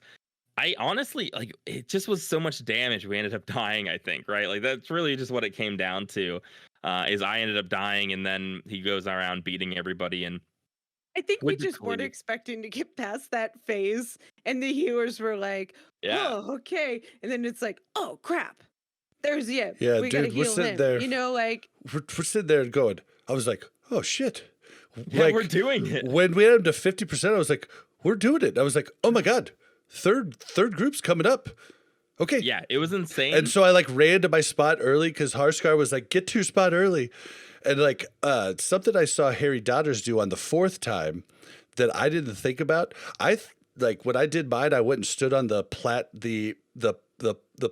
that the summoners do. You don't have to do that. He just literally did a 180, just did it from like the front of it. And then turned right back around to DPS. It's another way to like, box. It's another way to capitalize DPS. Yeah, as long as you can click it, your character will automatically go do the channel, which is really nice. It's like arcane missiles, I guess. I don't know. Any channels like that where it's really but I was shocked at how well we did. We got to 24%. Now I'm like, we can definitely get Magtheridon down. I'm bummed we didn't. Because we would have been really competitive on our server if we had gotten it down, kind of like moving up from where we normally are. Normally, you know, we're still pretty good, but we're not like competitive. We're like middle of the pack, Yeah, middle of the pack. So like I was really ready. I was like, whoa, we can do this, but it'll have to wait for next week. But it seems super doable. Magtheridon, once we're past phase 1, it seems like it's much easier. Yeah, I will say when he does the knockback healers, like you can still cast all your instant spells, right? So even as he's like knocking you back, I could still cast Shield and Renew and Prayer of Mending and all of that, which is really helpful, especially if you're in range of the tank. Yeah, the knockback is really silly, but I think while the knockback is happening, he doesn't beat me down. Like I'm only taking he doesn't, the same. But it takes us a while, I think, sometimes. Like I would be in your range and I would shield you and like Prayer of Mending you here, and then I'd be out of your range, right? Yeah. So like it helped me survive. So that's when definitely I was coming back to you. You were still alive, right? Yeah, I'm just imagining if he was hitting me during that, I'd be there. Save Instacast for there. So I mean, there's no cooldown on my Instacast. This brings me to my bitch to pitch. Ooh. I've been talking about it all episode. So I was under the impression, because of all the memeing and all the funnies, that Warlocks had to hit one button. After Thursday night, I realized that is not the case. And that is a silly meme. I had to control a mob to take another boss. I had to... Okay, so we went into Mag with 3 locks. The majority of the guilds that are dropping them are doing 5 to 6. There's 10 Infernals at the start. Well, not like at the start, but the 10 Infernals total. And... we had 3 locks, and I'm fearing one, I'm banishing one, I'm banishing the same one as someone else. We did figure out a cool thing, like I have a macro now that when I banish, it automatically puts a box on them. But like, I mean, I'm like running around fearing everything, like trying to do this, barely getting any DPS because of it. I'm gonna have to put my curse of elements on everything. And like I'm getting yelled at by FJ when I don't have curse of elements on, and I'm just like, okay. You should have known because Corpse has been yelling at Warlocks since vanilla about curses. You should have known that it wasn't going to really be that easy. That's all that like you know, and then banish something, but I'm banishing, fearing everything else, and so no. Sorry guys, enough with the freaking memes. It is not one button, and depending on your role, it can be a lot tougher. And one thing will be nice. I did see we had an Affliction Warlock signed up for next week, which would be improved Curse of Elements, 5% less melee damage. Like that could be a really cool addition to helping us like actually get stuff done, because the more warlocks you have, like basically with the curses we had to put out with 3 locks, only FJ could do Curse of Doom, and you'll see on that last mag that was 9% of his total damage. Wow. So Curse of Doom's huge. You can't put it up if you do the others. So yeah, my whole thing is like I am excited to play Locke now because it seems like it's going to be a very cool class that has a lot of toolkit. So you can take your memes and shove them where the sun don't shine. Yeah, it seems like this has nothing to do with Warlocks anymore. It seems like for Magtheridon, though, the cleaner you do phase 1, the easier it is. If you go into phase 2 with a full squad, you have a really strong shot at Magtheridon. As we gear up, that's going to be a given. More Warlocks, like Bob said, when you're undergeared, seems like it would help immensely just to have more Warlocks. I'm sure more like Hunters would help too, just for DPS reasons, but more Warlocks for controlling the Infernals, because once you get into phase 2, everything kind of calms down. It's really the tank, keeping the tank alive. If you've got a good rotation and everyone knows when they're supposed to click, it should be pretty good to go. I was under the impression, and I was kind of scared. I was like, everyone has to click at the same time, but it's not like everyone has to click at the same time. Yeah, they just all have to be clicked within a same time. Yeah, within the channel time, everyone needs to be channeling on him. So it's really not as click crazy. Off. Oh, and one last thing to throw in, Yip. I really appreciated, you were the only one that pointed it out, but the Infernals are CCable by any form of CEC, and you were like, guys, we all have stuff. Priests have an instant AoE fear, whereas the Warlocks have to cast fear on both instant and AoE. You know, you've got blinds. Hey, I'm a warrior. I've got an AoE fear too. That's instant. Yeah, and then like there's blinds, there's traps for hunters. Like if someone's getting hit, most of the classes can do a little bit of mitigation. Maybe we look into something where somebody calls out that they're having problems in a quadrant. They don't say their name. They say what quadrant they're in. And then a warlock can run over and help. You know what I mean? Like, yeah, I mean, it totally is like that. I was complaining about getting beaten down before I realized that they were like every CC works on them. And I was like, I've got a 5-second stun I can just throw on them. And that gives me time to be like, hey, I've got an Infernal over here on me. Like, it really did help a lot with everybody sort of doing their part to try to mitigate that damage. So anything you can do to make phase 1 simpler, more gear is going to be, I think, the obvious thing that makes it easier. But the easier phase 1 is that I think Magtheridon himself isn't too crazy. I think if we had more time, another hour, we would have got him down. But we just spent our raid time there, and we'll get back to it next week. And I'm hoping next week's podcast will be about how that goes. I just thought of something. If we have 4 locks, you could just put 4 quadrants, and you would be able to, like, the locks would be able to DPS whatever, and then they just know this fourth of the room is mine, and then you wouldn't be overlapping banishes or overlapping fears. Yeah, I mean, what that one additional Warlock would, I think, make a huge difference, actually, just in how cleanly that first area can go. However, the first guild on our server to do it did it with 2 Warlocks. So They, Did they have like Sucks to suck. eight hunters or something yeah, like that? yeah, yeah. They do The just caveat is they there. killed them really fast. not just like 8 hunters, but it's also like incredible players. It's like all these things combined. Right. All Uh, T3 A gear lot of instead of coordination, yeah, you Yeah. know. most Yeah, of but- our locks are like new locks, you know, like That's the other thing too. We've got a lot of boosted characters, and everyone. I mean, every guild does. So, it's been It was been a fun. lot of fun. It was incredible. it was to a me. really good time. I The first like polls went from like we're not going to be able to do it to almost getting it down.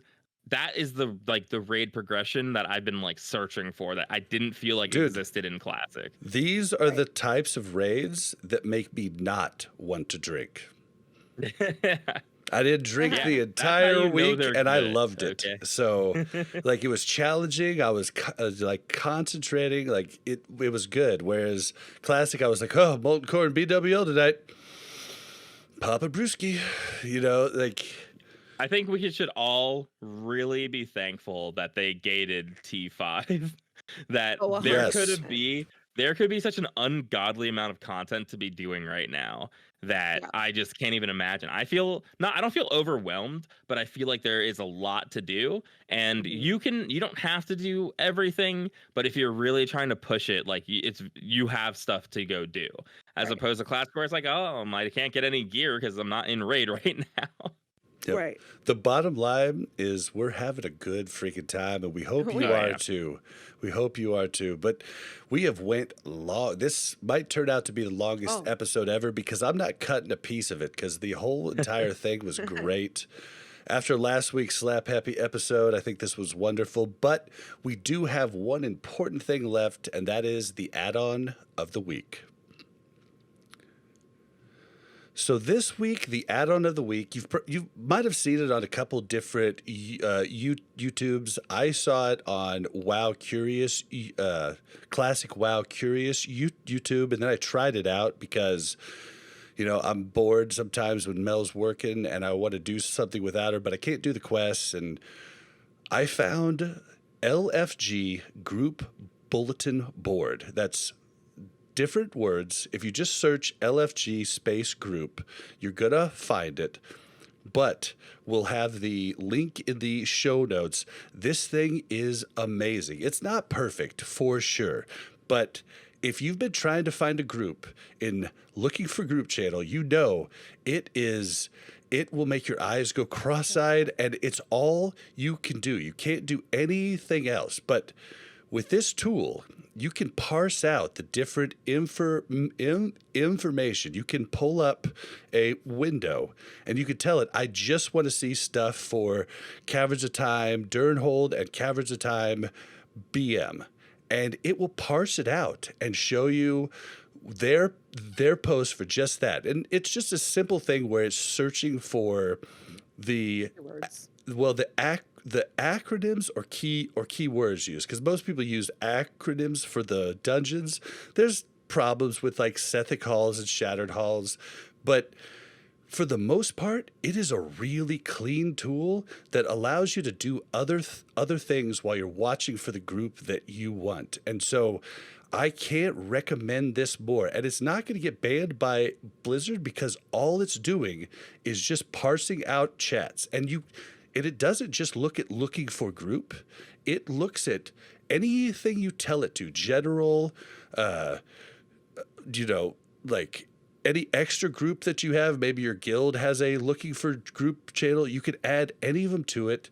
One thing I will tell you to do is when you go to click everything off, there's two different options on the left. When you look at options, there's the Burning Crusade and then there's Classic. I was like, this has still got too much stuff in there, but I realized you have to go over to the Classic part and click all of that off too. There's a nice button that's unselect all. I can't recommend it enough. It's been really cool. Unfortunately, the pug that I got in using it was not really cool. It was a paladin with no spell damage gear, and You're really selling it here, Bob. yeah, well, do you know, like pugs will, pugging is yeah, rough. pugs will be pugs. Yeah. Like either way, I was able to find it only because of that. So definitely check it out. I can't recommend it more. Yeah, wrap it up with a yip tip. If you are having trouble finding groups, just roll a tank and groups will find you. Or a healer.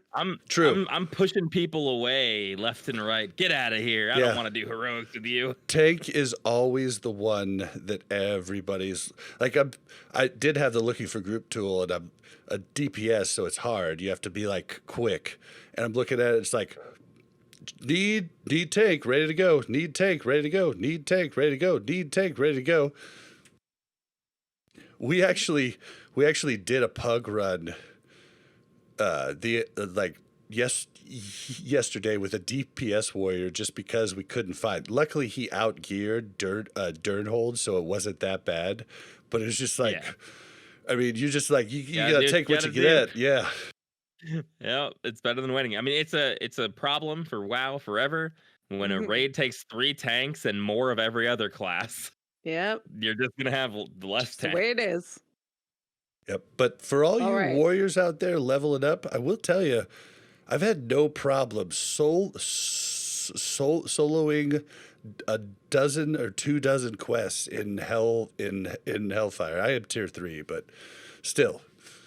I mean, maybe you just stay that spec instead of going Fury and trying to take dungeons and tarnishing your name. All right, guys, let's get out of here.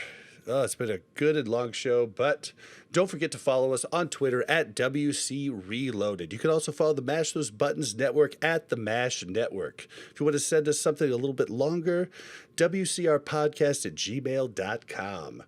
If you'd like to join our Discord, interact with the hosts of this show or any show on the Mash Those Buttons Network, that's mash.gg/Discord. Ratings and reviews. Guys,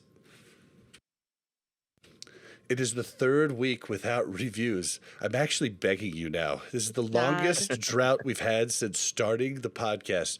Please give us the reviews. It's going to help.